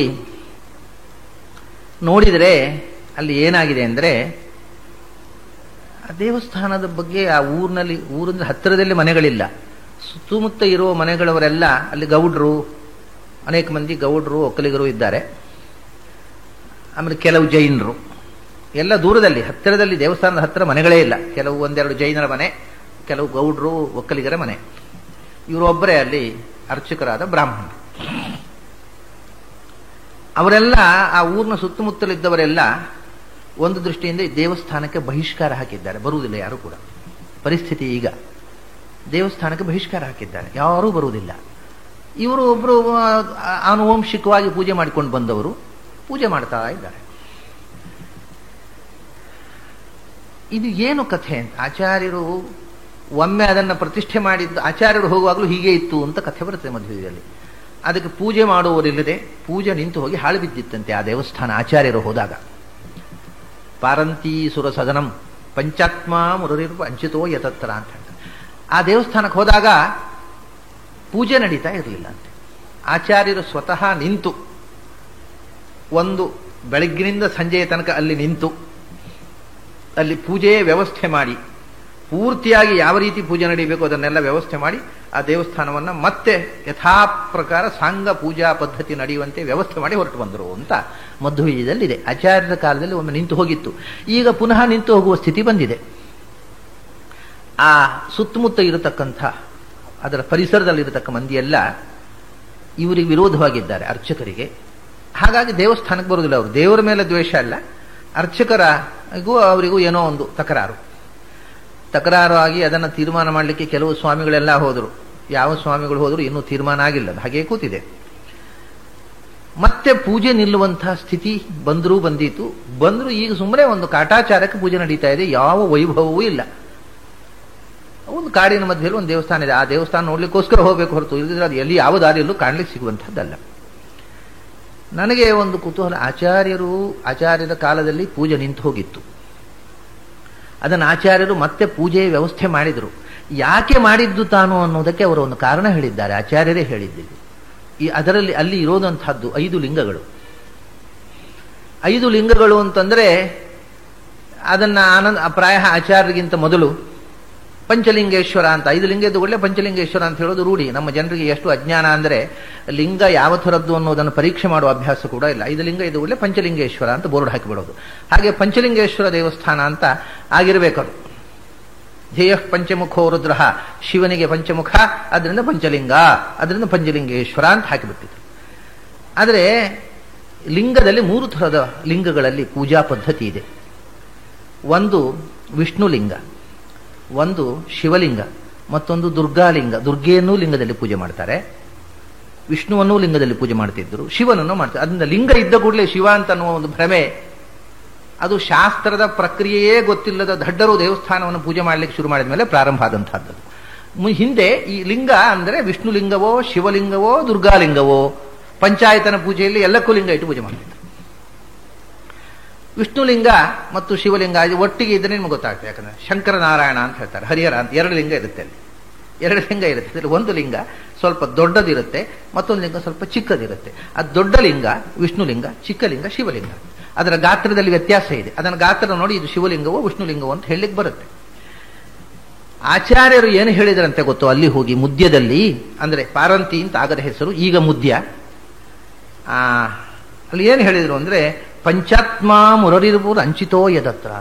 ಇದು ಪಾಂಡವರು ಪ್ರತಿಷ್ಠೆ ಮಾಡಿದ್ದು, ಪಾಂಡವರು ವನವಾಸದಲ್ಲಿದ್ದಾಗ ಪೂಜೆ ಮಾಡ್ತಾ ಇದ್ದ ಲಿಂಗ ಇದು. ಇದರಲ್ಲಿ ಪಂಚರೂಪಿಯಾದ ನಾರಾಯಣನ ಪೂಜೆ ಮಾಡಿದ್ದರು ಪಾಂಡವರು, ವಾಸುದೇವ, ಸಂಕೃಷ್ಣ, ಪ್ರದ್ಯುಮ್ನ, ಅನಿರುದ್ಧ, ನಾರಾಯಣ ಅಂತ. ಅದರಿಂದ ಪಂಚರೂಪಿಯಾದ ನಾರಾಯಣನ ಪೂಜೆ ಮಾಡ್ರಿ, ಇದು ವಿಷ್ಣುಲಿಂಗ ಅಂತ ಹೇಳಿ ಬಂದಿದ್ದರಂತೆ. ಹಾಗೆ ಪೂಜೆ ಪ್ರಾರಂಭ ಆಯಿತು. ಈಗ ಮತ್ತೆ ಅದು ಪಂಚಲಿಂಗೇಶ್ವರ ಆಗಿದೆ. ಆದ್ದರಿಂದ ಅದು ಪುನಃ ಅವನತಿ ಹೋಗಲಿ. ಕಾರಣ ಏನು ಅಂದರೆ, ಪ್ರತಿಷ್ಠೆ ಮಾಡುವಾಗ ಯಾವ ದೇವತಾ ಸನ್ನಿಧಾನವನ್ನ ಮಾಡಿ ಯಾವ ದೇವತಾ ತಂತ್ರದ ಪ್ರಕಾರ ಪ್ರತಿಷ್ಠೆ ಮಾಡಿತೋ ಅದಕ್ಕೆ ವಿರುದ್ಧವಾಗಿ ಪೂಜೆ ಮಾಡಿದರೆ ಆ ದೇವಸ್ಥಾನ ಅಧಪಾತ ಹೊಂದುತ್ತೆ. ಈಗ ಪುನಃ ಅದನ್ನು ಪಂಚಲಿಂಗೇಶ್ವರ ಅಂತ ಪೂಜೆ ಮಾಡ್ತಾ ಇದ್ದಾರೆ. ಮಾಡುವವರು ಮತ್ತೆ ಮಾಧ್ವರೇ, ಅವರು ಮಾಧ್ವರೇ ಗೊತ್ತಿಲ್ಲ ಪಾಪ, ಅವರು ಸ್ವತಃ ವೈಷ್ಣವರೇ. ಊರಿನಲ್ಲಿ ಪಂಚಲಿಂಗೇಶ್ವರ ಅಂತ ಹೇಳ್ತಾರೆ, ಇವರು ಪಂಚಲಿಂಗೇಶ್ವರ ಅಂತ. ಅಲ್ಲಿ ಶಿವನಿಗೆ ಸಮರ್ಪಣೆ, ವಿಷ್ಣುವಿಗೆ ಉಪವಾಸ, ಎಲ್ಲ ದಿವಸವೂ 15 ದಿವಸ ಏಕಾದಶಿ, ಶಿವನಿಗೆ ಸಮರ್ಪಣೆ, ಶಿವ ಪೂಜೆ ನಡೀತಾ ಇದೆ. ಅಷ್ಟೇ ಅಲ್ಲದೆ ಅಲ್ಲಿ ಈ ಶಿವಲಿಂಗದ ಮೇಲೆ ಒಂದು ಧಾರಾಬಟ್ಲು ಅಂತ ಇಡ್ತಾರೆ, ನಿಮಗೆ ಗೊತ್ತಿರ್ಬೋದು. ಅದು ಬೇರೆ ದೇವಸ್ಥಾನ ಇಡೋದಿಲ್ಲ. ಶಿವನಿಗೆ ತಲೆಬಿಸಿ ಜಾಸ್ತಿ ಅಂತೆ, ಅದಕ್ಕೋಸ್ಕರ ತಣ್ಣಗಾಗಬೇಕು ಅಂತ. ಅದು ಏನು ಯಾಕೆ ತಲೆಬಿಸಿಯೋ ನನಗೆ ಗೊತ್ತಿಲ್ಲ. ಶಿವನಿಗೆ ಸ್ವಲ್ಪ ತಲೆಬಿಸಿ, ಅದಕ್ಕೆ ತಲೆಗೆ ನೀರು ಹಾಕುವುದು ಅಂತ. ಅದೆಲ್ಲ ಭಕ್ತರದ್ದೇ ಕಾರ್ಬಾರು. ನಮ್ಮ ದೇವರಿಗೆ ತಲೆಬಿಸಿ ಅಂತ ಕೆಲವರಿಗೆ ಖಂಡಿತ ಯಾರೋ ತಲೆಗೆ ನೀರು ಇಟ್ಟು ಮಾಡಿದರು. ಇದೆಲ್ಲ ದೇವರಿಗೆ ತಲೆಬಿಸಿ ಆಗೋದು, ಭಕ್ತರಿಗೆ ತಲೆಬಿಸಿ ಆದಾಗ ದೇವರಿಗೆ ನೀರು ಹೊಯ್ಯೋದು. ಹೀಗೆ ಶಿವನ ತಲೆಯ ಮೇಲೆ ಒಂದು ಧರಾಬಟ್ಲಿಡುವುದು ಒಂದು ಸಂಪ್ರದಾಯ ಉಂಟು. ಇವರು ಏನು ಮಾಡಿದ್ರು, ಇವ್ರ ತಂದೆ, ಈಗ ಪೂಜೆ ಮಾಡೋರ ತಂದೆ, ಈ ಪಂಚಲಿಂಗರಿಗೆ ದಾರ ಬಟ್ಲಿಲ್ಲ ಅಂತ ಒಂದು ದಾರ ಬಟ್ಲ ತಂದಿಟ್ರು. ಆಮೇಲೆ ನಂದಿ ಇಲ್ಲ ಅಂತ ಯಾವುದೋ ಒಂದು ದೇವಸ್ಥಾನ ನಂದಿ ತಂದಿಟ್ರು. ಅಲ್ಲಿ ಯಾವುದೂ ಇರಲಿಲ್ಲ, ಅದು ಪಂಚಲಿಂಗೇಶ್ವರ ಅಲ್ಲೇ ಅಲ್ಲ, ಅದು ವಿಷ್ಣು ದೇವಸ್ಥಾನ. ಅಲ್ಲಿ ಒಂದು ನಂದಿ ತಂದಿಟ್ರು. ಆಮೇಲೆ ಒಂದು ಧಾರಾ ಬಟ್ಲು ಇಟ್ರು. ಈಗ ಯಾರು ಹೋದ್ರು ನಂದಿ ಇದೆ, ಧಾರಾ ಬಟ್ಲಿದೆ, 5 ಲಿಂಗ ಇದೆ, ಪಂಚಲಿಂಗೇಶ್ವರ ಸಂಶಯವೇ ಇಲ್ಲ. ಅರ್ಥ ಉಂಟಾ? ಇದನ್ನು ಈ ವೈಷ್ಣವರು ವಿಷ್ಣು ದೇವಸ್ಥಾನ ಅಂತ ಹೇಳ್ತಾರೆ. ನಂದಿ ಇದೆ, ಧಾರಾ ತಂದಿಟ್ಟದ್ದು ಇತ್ತೀಚೆಗೆ ಒಂದು 15 ವರ್ಷದ ಕೆಳಗೆ. ಹೀಗೆ ವಿಷ್ಣು ದೇವಸ್ಥಾನ ಹೋಗಿ ಶಿವ ದೇವಸ್ಥಾನ ಆಗ್ಬಿಟ್ಟಿದೆ. ಇದನ್ನು ಮಾತ್ರ ಯಾರೋ ಮಾಡಿದ್ದಲ್ಲ, ಮಾಧ್ವರೇ ಮಾಡಿದ್ದು. ಹಾಗೆ ಆದಂದಿನಿಂದ ಅದು ದಿನದಿಂದ ದಿನಕ್ಕೆ ಅವನತಿಗೆ ಹೋಗ್ತಾ ಇದೆ. ಅಲ್ಲಿ ಪೂಜೆ ಎಷ್ಟು ಪೂಜೆ ಮಾಡಿದ್ರು, ಆ ಪೂಜೆಯವರು ಕೆಟ್ಟವರಲ್ಲ. ಈಗ ಊರಿನ ವಿರೋಧ ಅಂದ್ರೆ ಅವರೇನು ಮೂರ್ಖತನ ಮಾಡಿಲ್ಲ, ದುಡ್ಡು ತಿಂದು ಹಾಕಿಲ್ಲ, ಒಳ್ಳೆ ಮನುಷ್ಯ. ಏನು ಮಾಡಿದ್ರು ಊರಿನವರಿಗೆ ಆಗ್ತಾ ಇಲ್ಲ, ಒಟ್ಟು ಆ ದೇವಸ್ಥಾನಕ್ಕೆ ಬರುವುದಿಲ್ಲ. ಏನು ಉತ್ಸವ ಮಾಡೋದು, ಏನು ಕಾರ್ಯಕ್ರಮ ಮಾಡೋದು, ಯಾರು ಜನವೇ ಬಾರದಿದ್ರೆ ಏನು ಉತ್ಸವ. ಅವರು ಹೋಗ್ತಾರೆ, ಒಂದು ಶಂಖ ನೀರು ಹಾಕ್ತಾರೆ, ಅಭಿಷೇಕ ಮಾಡ್ತಾರೆ, ನೈವೇದ್ಯ ಮಾಡ್ತಾರೆ, ಬರ್ತಾರೆ, ಮುಗಿದೋಯ್ತು. ಯಾವ ರೀತಿಯ ಅಭಿವೃದ್ಧಿಯೂ ಆಗದಂತಹ ಸ್ಥಿತಿಯಲ್ಲಿದೆ. ಇದು ಯಾಕೆ ಹೀಗಾಯಿತು ನೋಡೋಣ ಅಂತ ನಾನು ಹೋದಾಗ ನನಗೆ ಇದೆಲ್ಲ ಗಮನಕ್ಕೆ ಬಂತು. ನಾನು ಕಡೆಗೆ ಹೇಳಿದೆ, ನೋಡಿ ನೀವು ಮಾಡೋದನ್ನು ಮಾಡ್ರಿ, ರುದ್ರ ಹೇಳಿ ಅಭಿಷೇಕ ಖಂಡಿತವಾಗಿ ಮಾಡ್ರಿ. ಆಮೇಲೆ ಇಲ್ಲಿ ಒಂದು ಕೆಲಸ ಮಾಡಬೇಕು ನಿತ್ಯ, ಏನು ಅಂದರೆ ನೀವು ರುದ್ರ ಹೇಳ್ತೀರಲ್ಲ, ಅದರ ಜೊತೆಗೆ ನರಸಿಂಹ ಸ್ತುತಿ ಹೇಳಬೇಕು. ಪ್ರಳಯ ರವಿ ಕರಾಳ ಕಾರರು ಚಕ್ರವಾಳಂ ನರಸಿಂಹ ಸ್ತುತಿಯಿಂದ ನಿತ್ಯ ಅಭಿಷೇಕ ಮಾಡಬೇಕು. ಮಾಡಿದರೆ ನರಸಿಂಹ ಇಲ್ಲಿ ಸುತ್ತ ತುಂಬಿರುವ ಅಜ್ಞಾನವನ್ನು ಪರಿಹಾರ ಮಾಡ್ತಾನೆ, ಮತ್ತೆ ಇದಕ್ಕೆ ಸಾನ್ನಿಧ್ಯ ಬರುತ್ತೆ. ಆಮೇಲೆ ಇದು ಆಚಾರ್ಯರು ಪುನಃ ಪ್ರತಿಷ್ಠೆ ಮಾಡಿದ್ರು, ದಿನಾ ವಾಯುಸ್ತುತಿ ಹೇಳಬೇಕು. ಇಲ್ಲಿ ನಾನು ಅಷ್ಟು ನನ್ನ ಶಿಷ್ಯ ಆದ್ರಿಂದ ನಾನು ಹೇಳಿದೆಲ್ಲ ಕೇಳ್ಕೊಂಡ್ರು, ಬಾಬಾ ಖಂಡಿತ ಮಾಡ್ತೇನೆ ಅಂದರು ಪೂಜೆಯವರು. ಅವರು ಧೈರ್ಯವಾಗಿ ಹೇಳಿದೆ, ದಿನಾ ವಾಯುಸ್ತುತಿ ಪಾರಾಯಣ ಮಾಡಬೇಕು, ದಿನಾ ನರಸಿಂಹ ಸ್ತುತಿ ಪಾರಾಯಣ ಮಾಡಬೇಕು. ಮತ್ತೆ ಇಲ್ಲಿ ಸಮರ್ಪಣೆ ವಿಷ್ಣುವಿಗೆ ಆಗಬೇಕು. ನೀವು ವಿಷ್ಣುವಿಗೆ ಸಮರ್ಪಣೆ ಮಾಡ್ತಾ ಇಲ್ಲ, ಅವರು ವಿಷ್ಣುವಿಗೆ ಸಮರ್ಪಣೆ ಆಗಬೇಕು. ಈ ರೀತಿ ಇದು ವೈಷ್ಣವ ತಂತ್ರದ ಪ್ರಕಾರ ಪೂಜೆ ಮಾಡಲಿಕ್ಕೆ ಶುರು ಮಾಡಿ. ಆಮೇಲೆ ಇನ್ನೊಂದಾಗಿದೆ ಅಲ್ಲಿ, ಅದು ಏನು ನನಗಿನ್ನೂ ಬಗೆಹರಿದಿಲ್ಲ. ಆ ಪಾಣಿಪೀಠ, 2 ಪಾಣಿಪೀಠ ಇದೆ, 2ರಲ್ಲೂ 5 ಲಿಂಗ ಇದೆ. ಒಂದು ಒಳಗೆ ಇದೆ, ಒಂದು ಹೊರಗೆ ಇದೆ. ಅದು ಯಾವುದು ಒರಿಜಿನಲ್ಲು, ಯಾವ್ದು ಮತ್ತೆ ಇಟ್ಟದ್ದು ಗೊತ್ತಿಲ್ಲ. ಹೊರಗೆ ಇದ್ದದ್ದು ಹೊರಗೆ ಬಿಸಾಡಿ ಬಿಟ್ಟಿದ್ದಾರೆ. ಒಂದು ಅದೇ ಮೊದಲು ಇದ್ದದ್ದು ಕಡೆಗೆ ಅದನ್ನು ಬಿಸಾಡಿ ಮತ್ತೆ ಬೇರೆ ಮಾಡಿದ್ದು, ಅಥವಾ ಅದು ಯಾತಕ್ಕೋಸ್ಕರ ಹೋಗಿ ಬಿಸಾಡಿದ್ದು ಏನಾಗಿದೆ ಅಂದರೆ, ಅದು ಲಿಂಗ ಒಂದು ಕಡೆ ಬಿದ್ದಿದೆ, ಪಾಣಿಪೀಠ ಒಂದು ಕಡೆ ಬಿದ್ದಿದೆ. ಆ ಪಂಚಲಿಂಗಗಳು ಒಂದು ಕಡೆ ಹೊರಗಿನ ಪೌಳಿಯಲ್ಲಿ ಇಟ್ಟಿದ್ದಾರೆ ಇವರು, ಶೋ ಪೀಸ್ ಇಟ್ಟು ಹಾಗೆ. ಆ ಪಾಣಿಪೀಠ ಆ ಗುಡ್ಡದಿಂದ ಜರಿದು ಕೆಳಕ್ಕೆ ಇವ್ರ ಮನೆ ಅಂಗಳಕ್ಕೆ ಬಂದು ಬಿದ್ದಿದೆ. ನಾನು ಹೇಳಿದೆ, ಮೊದಲು ಪಾಣಿಪೀಠ ಮೇಲಕ್ಕೆ ಎತ್ರಿ, ಅಂದ್ರೆ ದೇವಸ್ಥಾನ ಮೇಲಕ್ಕೆ ಬರ್ತದೆ. ಇದು ಬಹಳ ತಪ್ಪಾಗಿ ಬಿಟ್ಟಿದೆ, ಇಲ್ಲಿಲ್ಲ, ಹೀಗೆಲ್ಲ ಮಾಡಬೇಡ್ರಿ ಅಂತ ಹೇಳಿ ಬಂದೆ. ಅದು ಮತ್ತೆ ಆಚಾರ್ಯರು ಅದನ್ನು ಅಭಿವೃದ್ಧಿಗೊಳಿಸಿದ್ದು 500-600 ವರ್ಷಗಳ ತನಕ ಅದು ಚೆನ್ನಾಗಿ ಪೂಜೆ ಪುನಸ್ಕಾರ ನಡ್ಕೊಂಡು ಬಂತು. ಈಗ ಪುನಃ ಅದು ಮತ್ತೆ ಅದರ ಪೂಜಾ ಪದ್ಧತಿ ತಪ್ಪಿ ಅದು ಅವನತಿಗೆ ಹೋಗ್ತಾ ಇದೆ ಆ ದೇವಾಲಯ.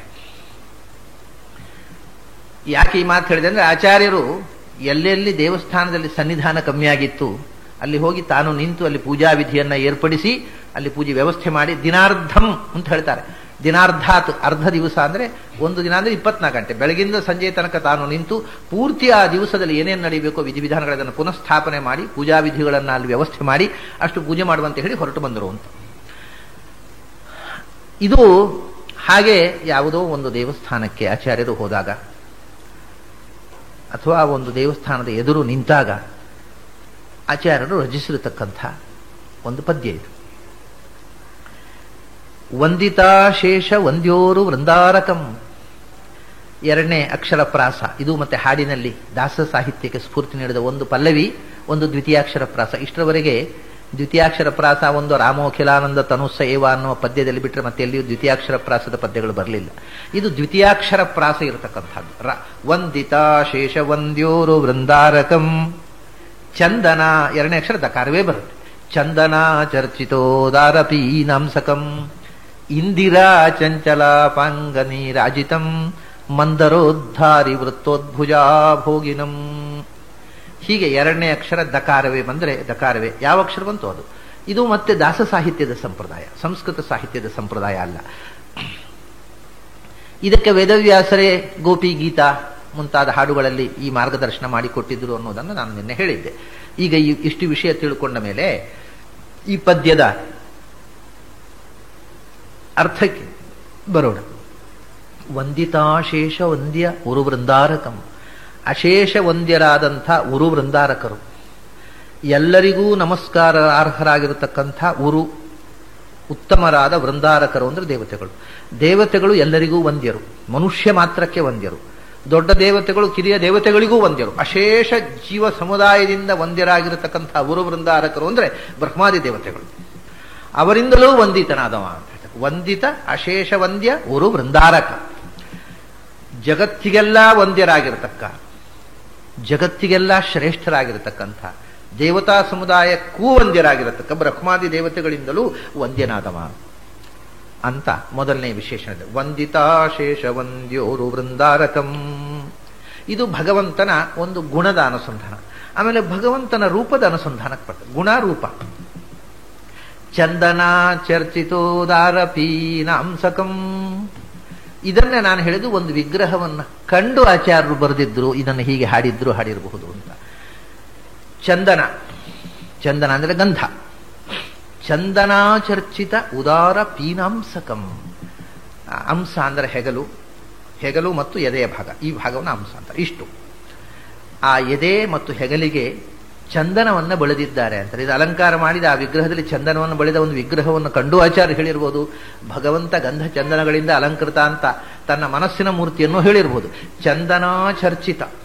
ಆಚರ್ಚಿತ ಅಂದ್ರೆ ಚರ್ಚೆ ಅಂದ್ರೆ, ಚರ್ಚೆ ಅಂದ್ರೆ ಕನ್ನಡದಲ್ಲಿ ಚರ್ಚೆ ಬೇರೆ, ಸಂಸ್ಕೃತದಲ್ಲಿ ಚರ್ಚೆ ಅಂದ್ರೆ ಹಚ್ಚುವುದು.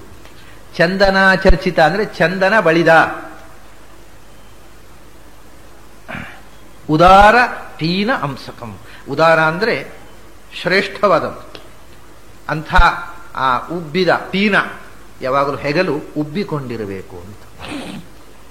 ಅದು ಲಕ್ಷಣ, ಎನಾಟಮಿ ಅಂತ ಹೇಳ್ತೇವಲ್ಲ, ದೇಹಶಾಸ್ತ್ರ. ಆ ಸಾಮುದ್ರಿಕ ಅಂತ ಹೇಳ್ತಾರೆ. ದೇಹ ಸಾಮುದ್ರಿಕದಂತೆ ಹೆಗಲು ಯಾವಾಗಲೂ ಕುತ್ತಿಗೆಯಿಂದ ಹೀಗೆ ಇಳಿಜಾರಾಗಿರಬಾರ್ದು, ಹೀಗೆ ಉಬ್ಬಿಕೊಂಡಿರಬೇಕು ಅಂತ. ಹೀಗೆ ಸ್ಲೋಪ್ ಇರಬಾರ್ದು, ಪೂರ್ತಿ ಸ್ಲೋಪ್ ಇರಬಾರ್ದು, ಹೆಗಲು ಉಬ್ಬಿಕೊಂಡಿರಬೇಕು. ಆ ರೀತಿ ಉಬ್ಬಿಕೊಂಡಿರುವ ಪೀನ ಅಂದ್ರೆ ಪುಷ್ಟವಾದ ಅಂದ್ರೆ ಉಬ್ಬಿಕೊಂಡಿರುವಂಥದ್ದು. ಉದಾರ, ಶ್ರೇಷ್ಠವಾದ್ದು, ಸೌಂದರ್ಯದಿಂದಲೂ ಗುಣಗಳಿಂದಲೂ ಶ್ರೇಷ್ಠವಾಗಿರತಕ್ಕ ಚಂದನ ಬಳಿದ ಹೆಗಲುಳ್ಳವನು. ಒಂದು ಹೆಗಲು, ಎದೆ, ಅಲ್ಲಿಗೆ ಗಂಧ ಚಂದನಗಳನ್ನು ಬಳಿದು ಸುಂದರವಾದಂಥ ಶ್ರೇಷ್ಠವಾದ ಪುಷ್ಟವಾದ ಮಾಂಸಲವಾದ ಹೆಗಲು ಉಳ್ಳವನು. ಚಂದನಾಚರ್ಚಿತ ಉದಾರ ಪೀನಾಂಸಕಂ. ತಕ್ಷಣ ಆ ಸೌಂದರ್ಯ, ಬಹಳ ಸುಂದರವಾದ ಗಂಧ ಚಂದನ ಬಳಿದ ಹೆಗಲು ಅಂತಾರೆ. ಆ ಸೌಂದರ್ಯವನ್ನು ಸವಿಯೋರು ಯಾರು ಸ್ವಾಮಿ? ನಮ್ಗೆ ಕಾಣೋದಿಲ್ವಲ್ಲ ಅದು. ಅವನು ಸುಮ್ಮನೆ ಚಂದನ ಹಚ್ಕೊಂಡು ಕೂತ್ಕೊಂಡು ನಾವೇನು ಮಾಡಬೇಕು? ನಮಗೆ ಕಾಣೋದಿಲ್ಲ, ಅವನು ಅದೃಶ್ಯನಾಗಿ ಕೂತಿದ್ದಾನಲ್ಲ. ಅಂದ್ರೆ ಅದನ್ನು ಕಾಣುವವರಿದ್ದಾರಪ್ಪ. ಇಂದಿರಾ ಚಂಚಲ ಪಾಂಗ ನೀರಾಜಿತಂ. ಸದಾ ಆ ತೋಳಿನ ಸೌಂದರ್ಯವನ್ನ ಕಂಡು ಸಂತೋಷ ಪಡುವ ಕಣ್ಣುಗಳಿವೆ. ಯಾರು? ಲಕ್ಷ್ಮಿಯ ಕಣ್ಣುಗಳು. ಇಂದಿರಾ ಚಂಚಲಾಪಾಂಗ, ಲಕ್ಷ್ಮಿಯ ಚಪಲ ನೋಟ. ಚಪಲ ನೋಟ ಅಂತಂದ್ರೆ ಯಾವಾಗಲೂ ಕಣ್ಣು ಸ್ಥಿರವಾಗಿರೋದಿಲ್ಲ, ಅದು ಲಕ್ಷಣ. ಅದು ಕಣ್ಣು ಯಾವಾಗಲೂ ಅತ್ತಿಂದಿತ್ತ ಚಲಿಸ್ತಾ ಇರಬೇಕು. ಸ್ಥಿರವಾಗಿರುವುದು ಅಂದ್ರೆ ಮೆಡಿಟೇಷನ್ನಲ್ಲಿ ಮಾತ್ರ. ಇಲ್ಲದ್ರೆ ಕಣ್ಣಿನ ಸಹಜ ಗುಣ, ಕಣ್ಣು ಯಾವಾಗಲೂ ಚಲಿಸ್ತಾ ಇರೋದು. ಚಪಲಾಪಾಂಗ ಅನ್ನೋದು ಸೌಂದರ್ಯದ ಒಂದು ಲಕ್ಷಣ. ಕಣ್ಣುಗುಡ್ಡೆ ಚಲಿಸದೇ ಇದ್ರೆ ಡಿಫೆಕ್ಟಿವ್ ಅಂತ ಅರ್ಥ ಆ ಕಣ್ಣು. ಇಂದಿರೆಯ ಚಪಲ ನೋಟಕ್ಕೆ ಚಂಚಲಾಪಾಂಗ, ಅವಳ ಚಪಲ ನೋಟದಿಂದ ಸದಾ ನಿರೀಕ್ಷಿತವಾದಂಥದ್ದು. ಸದಾ ಇಂದಿರೆಯ ನೋಟ ಬಯಸಿ ನೋಡುವ ಅವಳ ಕಣ್ಣ ನೋಟಕ್ಕೆ ಆನಂದವನ್ನು ನೀಡತಕ್ಕಂಥ ಆ ತೋಳು ಮತ್ತು ಹೆಗಲು. ಇಂದಿರಾ ಚಂಚಲಾಪಾಂಗ ನೀರಾಜಿತಂ ಅಂತಾರೆ ಆಚಾರ್ಯ. ಆ ಕಣ್ಣ ಕುಡಿ ಉಂಟಲ್ಲ, ಆ ಕಣ್ಣ ಕುಡಿ ಅನ್ನೋದು ಒಂದು ಆರತಿ. ಆ ಆರತಿಯನ್ನು ಸದಾ ಭಗವಂತನೇ ಬೆಳಗ್ತಾ ಇದ್ದಾಳೆ ಲಕ್ಷ್ಮಿ ಅಂತ. ಇಂದಿರಾ ಚಂಚಲಾಪಾಂಗ ನಿರಾಜನ, ಅವಳ ಕಣ್ಣ ದೀಪದಿಂದ ಭಗವಂತನ ಸೌಂದರ್ಯಕ್ಕೆ ನಿರಾಜನ ಮಾಡ್ತಾ ಇದ್ದಾಳೆ. ಮಂದರೋದ್ಧಾರಿ ವೃತ್ತೋದ್ಭುಜಾಭೋಗಿನಂ.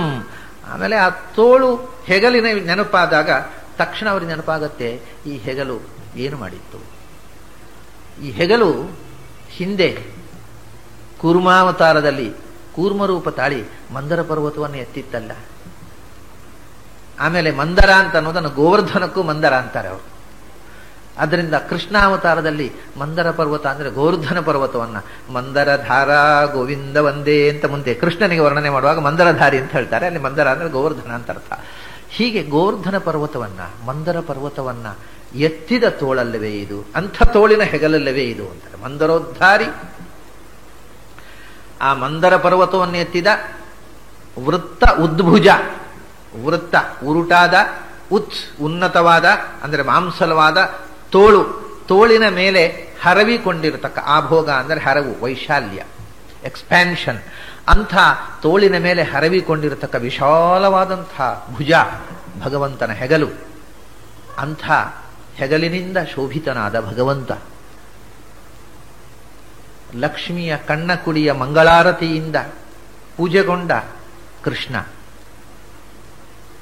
ಅಂಥ ಭಗವಂತನನ್ನು ಪ್ರೀಣಯಾಮೋ ವಾಸುದೇವಂ, ಅಂಥ ವಾಸುದೇವನನ್ನು, ವಾಸುದೇವ ಮೂರ್ತಿ ಅವನನ್ನ ಪ್ರೀಣಯಾಮ ನಾವು ಒಲಿಸುತ್ತೇವೆ,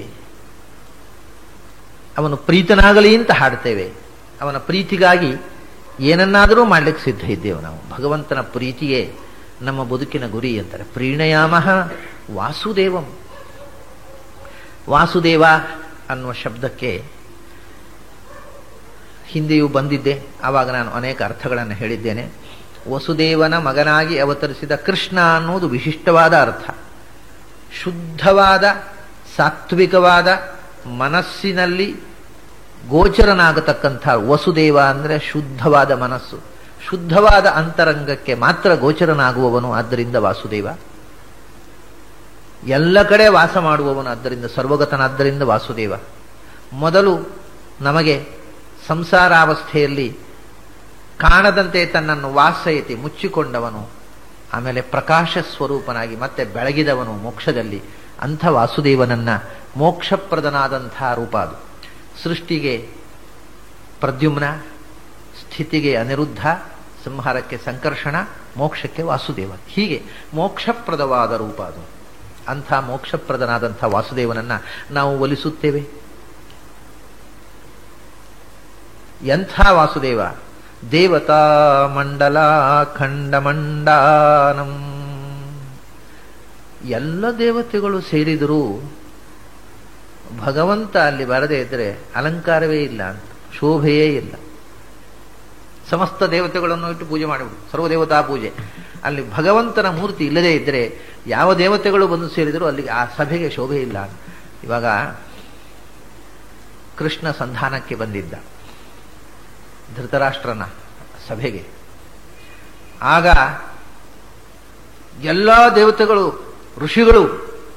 ಋಷಿಗಳು ಮುಖ್ಯವಾಗಿ, ದೇವತಾ ಸ್ವರೂಪಗಳು ಅಲ್ಲಿ ಬಂದಿದ್ರು ಅನೇಕ ಮಂದಿ.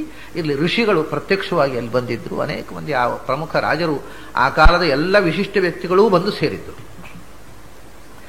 ಅಂಥ ಸಭೆಯಲ್ಲಿ ಕೃಷ್ಣ ಒಬ್ಬ ಬರಲಿಲ್ಲ. ಎಲ್ಲರಿಗೂ ಕೂಡ ಕೃಷ್ಣ ಬರ್ತಾನೆ ಯಾವಾಗ ಬರ್ತಾನೆ ಅನ್ನುವ ನಿರೀಕ್ಷೆ. ಸಭೆ ಸ್ತಬ್ಧವಾಗಿಬಿಟ್ಟಿದೆ. ಕೃಷ್ಣ ಬಂದಾಗ ಅದು ಹ್ಲಾದಿತಂ ಭಾಸಿತಂಚೈತತ್ ಅಂತ ಹೇಳಿದರು.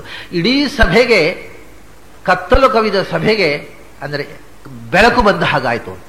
ಕತ್ತಲು ಕವಿದ ಸಭೆಗೆ ಒಮ್ಮೆಗೆ ಬೆಳಕು ಹರಿದಂತಾಯಿತು. ಉಸಿರು ಕಟ್ಟಿದ ಸಭೆಗೆ ಒಮ್ಮೆಲೆ ಉಸಿರು ಬಂದಂತಾಯಿತು. ಒಂದು ಹ್ಲಾದಿತಂ ಭಾಸಿತಂಚೈತತ್ ಅಂತ ಭಾರತದಲ್ಲಿ ವೇದವ್ಯಾಸರು ಹೇಳ್ತಾರೆ. ಹಾಗೆ ಯಾವ ದೇವತೆಗಳಿದ್ದರೂ ಕೂಡ ಅವರೊಳಗೆ ಇವನು ಅಂತರ್ಯಾಮಿಯಾಗಿ ನಿಂತರೆ ತಾನೇ ಅವರಿಗೆ ಒಂದು ಶಕ್ತಿ, ಅವರಿಗೆ ಒಂದು ಚೆಲುವು. ದೇವತಾ ಮಂಡಲ ಅಖಂಡ ಮಂಡಾನಂ ಅಂದರು.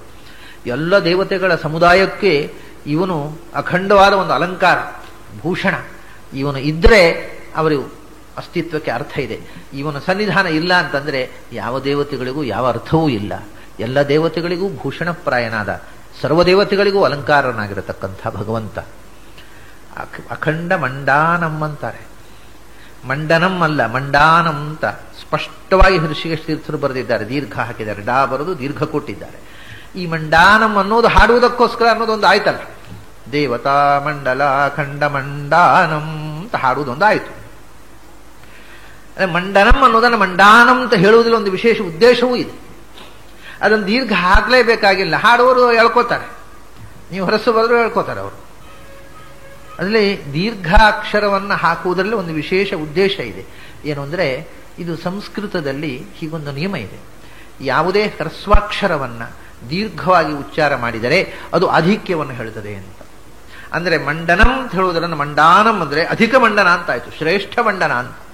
ದೀರ್ಘ ಬಳಸಿದಾಗ ಅದು ಆಧಿಕ್ಯವನ್ನು ಹೇಳುತ್ತೆ. ಇಲ್ಲಿ ದೀರ್ಘ ಹಾಕಿದ್ದರಿಂದ ಬರೇ ಮಂಡನ ಅಲ್ಲ, ಮಂಡನಗಳಿಗೆ ಮಂಡನ, ಮಂಡನಾನಾಂಚ ಮಂಡನಂ, ಎಲ್ಲ ಮಂಡನಗಳಿಗೆ. ಮಂಡನ ಅಂದರೆ ಅಲಂಕಾರ, ಭೂಷಣ, ಆ ಮಂಡನಗಳಿಗೆಲ್ಲ ಮಂಡನ ಅಂತ. ಇವಾಗ ನಿಮಗೆ ವಾದರಾಜರ ಒಂದು ಸ್ತೋತ್ರ ಪ್ರಸಿದ್ಧವಾದದ್ದಿದೆ, ದಶಾವತಾರ. ಪಾಲಯಾಚ್ಯುತ ಪಾಲಯಾಜಿತ ಪಾಲಯ ಕಮಲಾಲಯ ಅಂತ ಹೇಳ್ತಾರೆ. ಅಲ್ಲಿ ಪಾಲಯ ಅಂತ ದೀರ್ಘ ಇದೆ. ಶಬ್ದ ಏನದು? ಪಾಲಯ ಕಮಲಾಲಯ, ಅಷ್ಟೇ ಶಬ್ದ. ಪಾಲಯ ಪಾಲಿಸು, ಪಾಲಯ ಪಾಲಯ ಕಮಲಾಲಯ ಅಂತ ಎಳೀತಾರೆ. ಎಳೆಯೋದು ಹಾಡಿಗೋಸ್ಕರ. ಮತ್ತು ಅದರ ಜೊತೆಗೆ ಪಾಲಯ ಅಂದ್ರೆ ಬರೀ ರಕ್ಷಣೆ ಅಲ್ಲ, ನಿನ್ನ ಶ್ರೇಷ್ಠವಾದ ರಕ್ಷಣೆ ಬೇಕು ಅಂತ. ಆ ರಕ್ಷಣೆಯಲ್ಲಿ ಒತ್ತನ್ನು ಕೊಡುತ್ತೆ ಆ ದೀರ್ಘ ಅನ್ನೋ ಆಧಿಕ್ಯವನ್ನು. ನಿನ್ನ ಅಧಿಕವಾದ ರಕ್ಷಣೆ ಬೇಕು, ಪೂರ್ಣವಾದ ರಕ್ಷಣೆ ಬೇಕು ಅನ್ನುವಂಥ ಧ್ವನಿಯನ್ನು ಕೊಡುತ್ತೆ. ಹೀಗೆ ಆ ಹ್ರಸ್ವ ದೀರ್ಘಗಳನ್ನು ಬದಲಾಯಿಸಿ ಆಚಾರ್ಯರು ಮುಂದಿನ ಸ್ತೋತ್ರಗಳಲ್ಲಿ ಇದನ್ನು ತುಂಬಾ ಮಾಡಿದ್ದಾರೆ. ಇಂಥ ಹ್ರಸ್ವ ದೀರ್ಘಗಳ ಬದಲಾವಣೆ ವೇದಗಳಲ್ಲಿ ಇಂಥ ಪ್ರಯೋಗ ತುಂಬಾ ಇದೆ. ಅಲ್ಲೆಲ್ಲ ವೇದದಲ್ಲಿ ಹ್ರಸ್ವಗಳನ್ನು ದೀರ್ಘ ಮಾಡಿ ಹೇಳ್ತಾರೆ, ಅಥವಾ ದೀರ್ಘವನ್ನು ಹ್ರಸ್ವ ಮಾಡ್ತಾರೆ. ಆಗ ಆಚಾರ್ಯರು ಅಲ್ಲಿ ಒಂದು ನಿಯಮ ಬರೆದಿದ್ದಾರೆ. ಸಂಹಿತಾಯಾಂ ಯತ್ರ ದೈರ್ಘ್ಯಂ ಪದೇ ಯತ್ರ ನ ದೃಶ್ಯತೆ ಉಕ್ತಾರ್ಥಸ್ಯ ಮಹಾಧಿಕ್ಯಂ ಶ್ರುತೇಸ್ತತ್ರ ವಿವಕ್ಷಿತಂ ಅಂತ. ಆ ವಾಕ್ಯದಲ್ಲಿ ದೀರ್ಘ ಇದೆ, ಪಾಲಯ ಕಮಲಾಲಯ ಅಂತ. ಇಲ್ಲಿ ಹಾಗೆ ಮಂಡಾನಂ ಅಂತಿದೆ.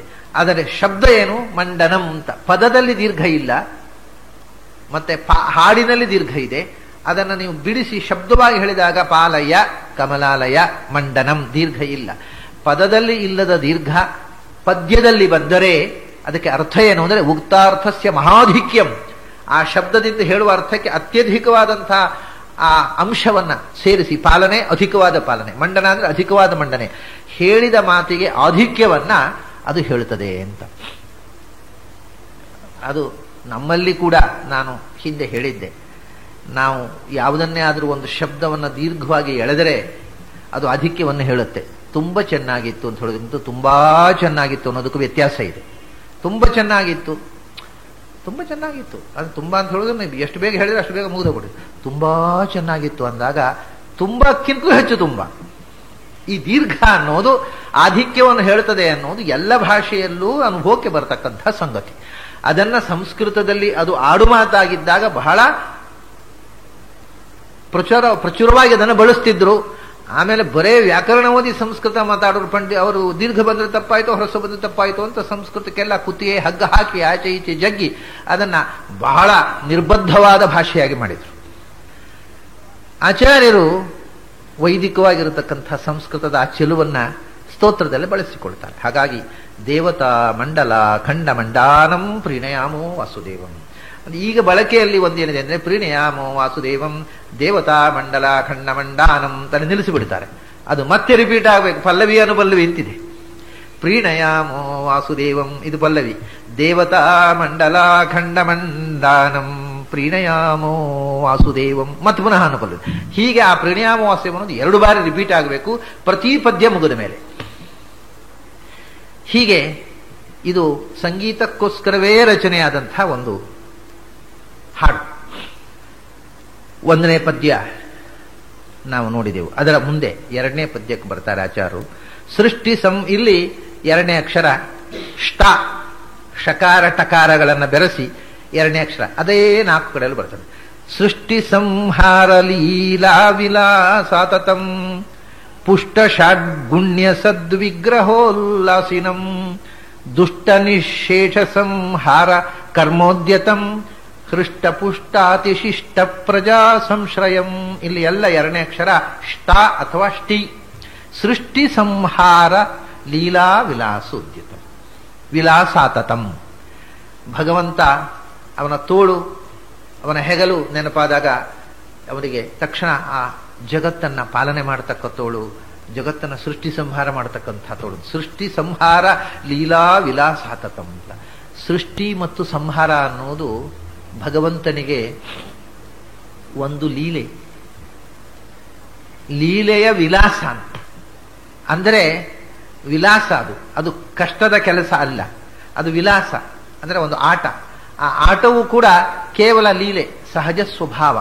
ಹೀಗೆ ಸೃಷ್ಟಿ ಸಂಹಾರಗಳೆಂಬ ಲೀಲೆಯ ವಿಲಾಸದಿಂದ ಆತತವಾಗಿರತಕ್ಕಂಥದ್ದು, ಅಂದ್ರೆ ಸದಾ ಅದರಲ್ಲಿ ನಿರತವಾಗಿರತಕ್ಕಂಥದ್ದು. ಸೃಷ್ಟಿ ಸಂಹಾರ ಲೀಲಾ ವಿಲಾಸಾತತಂ. ಪುಷ್ಟ ಅಂತ ನಿರತನಾದ ಭಗವಂತ, ಪುಷ್ಟ ಷಡ್ಗುಣ್ಯ ಸದ್ವಿಗ್ರಹ ಉಲ್ಲಾಸಿನಂ. ಭಗವಂತನ ತೋಳು ಅಂತಂದ್ರು, ಭಗವಂತನ ದೇಹ ಅಂದ್ರು. ಅದು ಎಂಥ ದೇಹ, ವಿಗ್ರಹ ಎಂಥದು ಅಂದ್ರೆ ಸದ್ವಿಗ್ರಹೋಲ್ಲಾಸಿನಂ. ವಿಗ್ರಹದಿಂದ ಸದಾ ಉಲ್ಲಾಸಿ. ಉಲ್ಲಾಸ ಅಂದ್ರೆ ನಳನಳಿಸುವುದು ಅಂತ ಹೇಳ್ತೇವೆ ನಾವು. ಆನಂದ ಮತ್ತು ಆನಂದದ ಲವಲವಿಕೆ, ನಳನಳಿಕೆ, ಅದು ಉಲ್ಲಾಸ. ಸದಾ ಉಲ್ಲಾಸವುಳ್ಳಂಥವನು. ದೇಹದ ಮೂಲಕ ನಮಗೆ ಒಮ್ಮೊಮ್ಮೆ ಉಲ್ಲಾಸ, ಒಮ್ಮೊಮ್ಮೆ ಬೇಜಾರು, ಒಮ್ಮೊಮ್ಮೆ ಆಯಾಸ. ಅದು ಸದಾ ವಿಗ್ರಹದಿಂದ ಉಲ್ಲಾಸವನ್ನ ಅಂದ್ರೆ ಸದಾ ಲವಲವಿಕೆ, ಆನಂದದಿಂದ ತುಂಬಿರತಕ್ಕಂಥ ವಿಗ್ರಹ. ಎಂಥ ವಿಗ್ರಹ? ಸದ್ವಿಗ್ರಹ ಅಂದ್ರು. ನಿರ್ದುಷ್ಟವಾದ ವಿಗ್ರಹ. ನಮ್ಮ ವಿಗ್ರಹದಲ್ಲಿ ದೋಷಗಳಿವೆ. ವಿಗ್ರಹ ಅಂದ್ರೆ ಬಾಡಿ ಅಂತ ಅರ್ಥ. ವಿಗ್ರಹ ಅಂದ್ರೆ ಪ್ರತಿಮೆ ಅಲ್ಲ. ನಮ್ಮಲ್ಲಿ ವಿಗ್ರಹ ಅಂದ್ರೆ ಕನ್ನಡದಲ್ಲಿ ವಿಗ್ರಹ ಅಂದ್ರೆ ಪ್ರತಿಮೆ ಅಂತ, ಸಂಸ್ಕೃತದಲ್ಲಿ ವಿಗ್ರಹ ಅಂದ್ರೆ ಇದು ನಮಗೆ ವಿಗ್ರಹವೇ.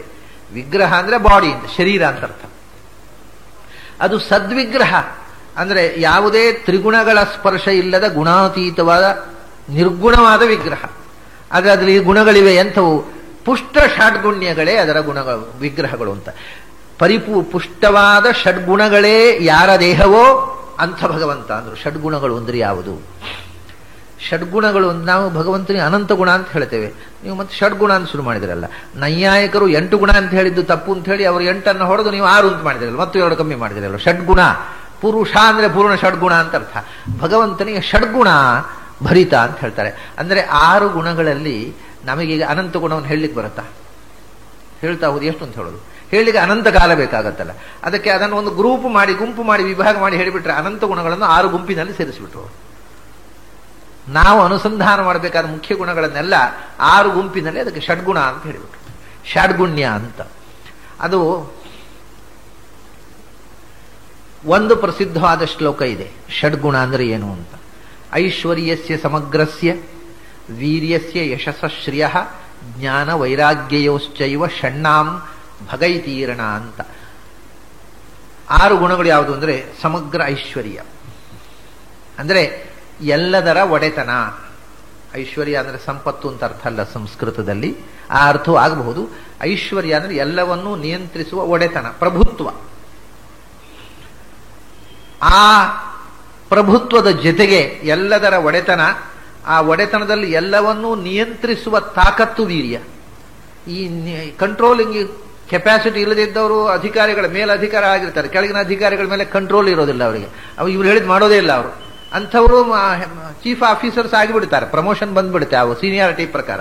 ಆದ್ರೆ ಕೈಗಳಿಗಿನ ಕೆಲಸ ಮಾಡತಕ್ಕಂಥವ್ರು ಒಬ್ಬರು ಹೇಳಿದ್ದೇ ಹೇಳೋದಿಲ್ಲ.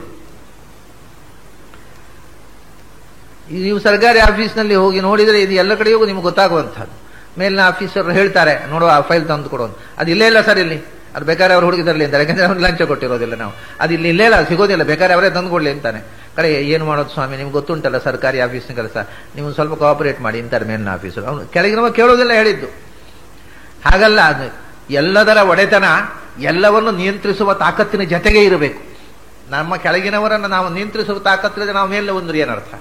ಅದರಿಂದ ಐಶ್ವರ್ಯದ ಜೊತೆಗೆ, ಒಡೆತನದ ಜೊತೆಗೆ ವೀರ್ಯ ಅಂದ್ರೆ ಅದನ್ನ ನಿಯಂತ್ರಿಸುವ ತಾಕತ್ತು. ಅದಕ್ಕೆ ಬಾಧಕವಾಗಿರತಕ್ಕಂಥ ದುಷ್ಟಶಕ್ತಿಗಳನ್ನು ನಾಶ ಮಾಡುವ, ಸಚ್ಛಕ್ತಿಗಳನ್ನು ಉಳಿಸುವ ತಾಕತ್ತು ಬೇಕು. ಅದು ವೀರ್ಯ. ಭಗವಂತನಲ್ಲಿ ಎಲ್ಲದರ ಒಡೆತನ ಇದೆ, ಎಲ್ಲವನ್ನು ನಿಯಂತ್ರಿಸುವ ತಾಕತ್ತಿದೆ. ಐಶ್ವರ್ಯಸ್ಯ ಸಮಗ್ರಸ್ಯ ವೀರ್ಯಸ್ಯ. ಆಮೇಲೆ ಭಗವಂತನಿಗೆ ಯಶಸ್ಸು ಇದೆ. ಯಶಸ್ಸು ಅಂತಂದ್ರೆ ಇದು ಬಹಳ ಕಷ್ಟದ್ದು.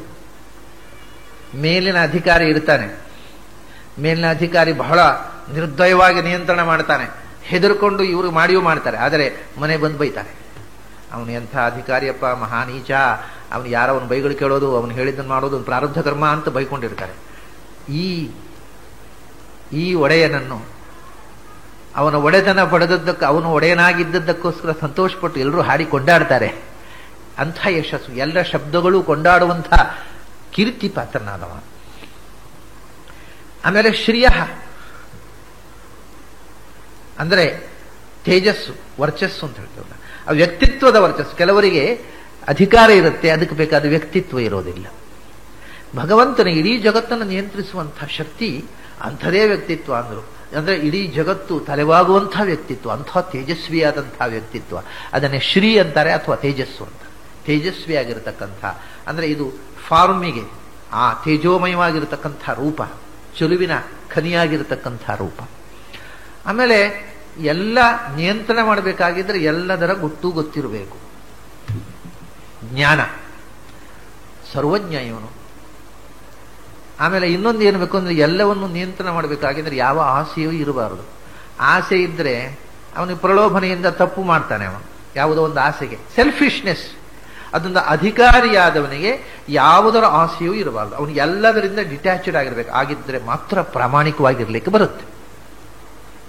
ಇಲ್ಲದಿದ್ದರೆ ಅಧಿಕಾರಿಗೆ ರಾತ್ರಿ ಹೋಗಿ ಮನೆಯಲ್ಲಿ ಒಂದಿಷ್ಟು ಹಣ ಕವರ್ನಲ್ಲಿ ಹಾಕಿ ಕೊಟ್ರೆ ತಗೊಂಡು ಇವನಿಗೆ ಸ್ಯಾಂಕ್ಷನ್ ಮಾಡಿಬಿಡ್ತಾನೆ. ಎಲ್ಲ ಪ್ರಲೋಭನೆಗಳಿಂದಲೂ ಅತೀತನಾಗಿರ್ಬೇಕು. ಇದೇ ವೈರಾಗ್ಯ. ವೈರಾಗ್ಯ ಅಂದ್ರೆ ಯಾವ ಪ್ರಲೋಭನೆಗೂ ಒಳಗಾಗದೇ ಇರುವುದು. ಇದು ಎಲ್ಲವೂ 6 ಗುಣಗಳು ಪೂರ್ಣ ಪ್ರಮಾಣದಲ್ಲಿ ಭಗವಂತನಲ್ಲಿ ಮಾತ್ರ ಇರುವುದು. ಪೂರ್ಣ ವೈರಾಗ್ಯ ಭಗವಂತನಲ್ಲಿ ಮಾತ್ರ. ವೈರಾಗ್ಯ ಅಂದ್ರೆ ನಿರ್ಲಿಪ್ತತ್ವ, ಡಿಟ್ಯಾಚ್ಮೆಂಟ್. ಯಾವ ಲೇಪವೂ ಇಲ್ಲ ಅವನಿಗೆ, ಯಾವುದರ ಆಸೆಯೂ ಇಲ್ಲ. ಆದ್ರಿಂದ ಯಾವುದೋ ಆಸೆಗೋಸ್ಕರ ಆಡಳಿತದಲ್ಲಿ ತಪ್ಪು ಮಾಡುವ ಪ್ರಶ್ನೆ ಇಲ್ಲ. ತಿಳುವಳಿಕೆ ಇಲ್ಲದೆ ತಪ್ಪು ಮಾಡುವ ಪ್ರಶ್ನೆ ಇಲ್ಲ. ಪೂರ್ಣ ಜ್ಞಾನ, ಪೂರ್ಣ ನಿರ್ಲಿಪ್ತತೆ, ಜ್ಞಾನ, ವೈರಾಗ್ಯ. ಹೀಗೆ ಇವು 6 ಗುಣಗಳನ್ನೇ ಷಡ್ಗುಣಗಳು ಅಂತ. ಭಗವಂತನಲ್ಲಿ ಪೂರ್ಣ ಒಡೆತನ, ಪೂರ್ಣ ನಿಯಂತ್ರಣ ಮಾಡತಕ್ಕ ಶಕ್ತಿ, ಇದೆಲ್ಲ ಇದೆ. ಇದನ್ನ ಇನ್ನೊಂದು ಶ್ಲೋಕದಲ್ಲಿ ಬೇರೆ ರೀತಿ ಹೇಳಿದ್ದಾರೆ. ಜ್ಞಾನ, ಶಕ್ತಿ, ಬಲೈಶ್ವರ್ಯ, ವೀರ್ಯ, ತೇಜಾಂಸಿ ಅಶೇಷತಃ ಭಗವತ್ ಶಬ್ದವಾಚ್ಯಾನಿ ವಿನಾ ಹೇಯೈಹಿ ಗುಣಾದಿಭಿ. ಹೇಯ ಗುಣಗಳಿಲ್ಲದ ಮತ್ತು ಅಹೇಯವಾದ ಒಳ್ಳೆಯ ಗುಣಗಳೆಲ್ಲ ಇರುವ ರೂಪವೇ ಷಡ್ಗುಣಪೂರ್ಣ ಅಂತ ಅರ್ಥ. ಯಾವುದಿಲ್ಲ ಅಂದ್ರೆ ಮೊದಲು ಜ್ಞಾನ. ಜ್ಞಾನ ಅಲ್ಲಿ ಹೇಳಿದ್ದಾರೆ. ಶಕ್ತಿ ಅಂತಂದ್ರೆ ಅಲ್ಲಿ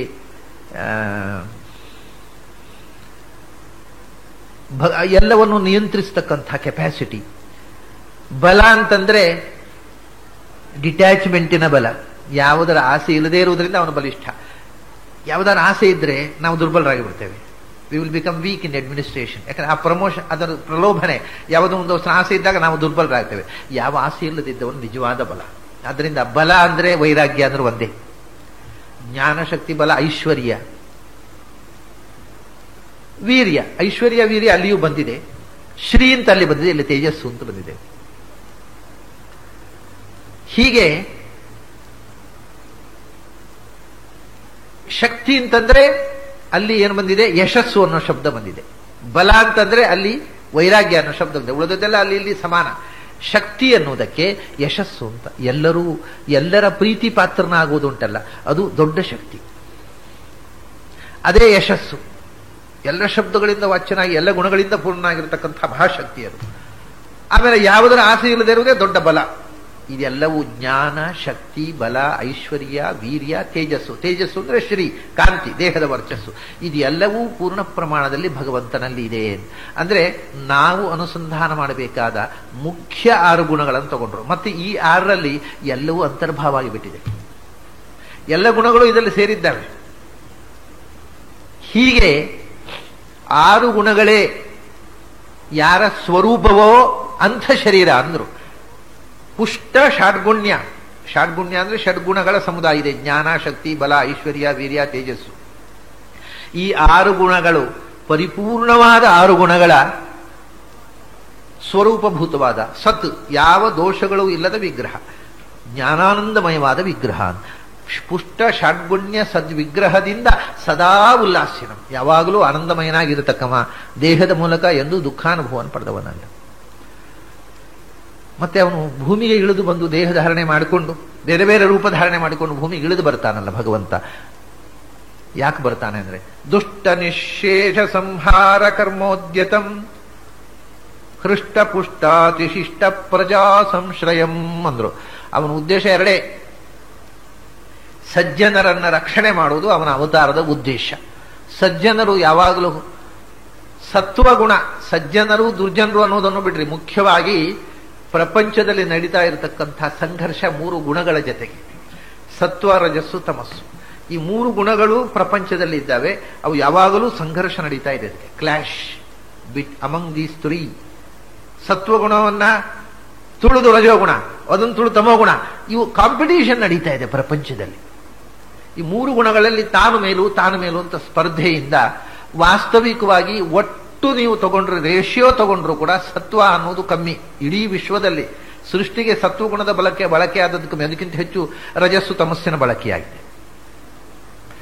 ಆದ್ದರಿಂದ ಅವು ಮೇಲಾಟ ನಡೀತಾ ಇದೆ.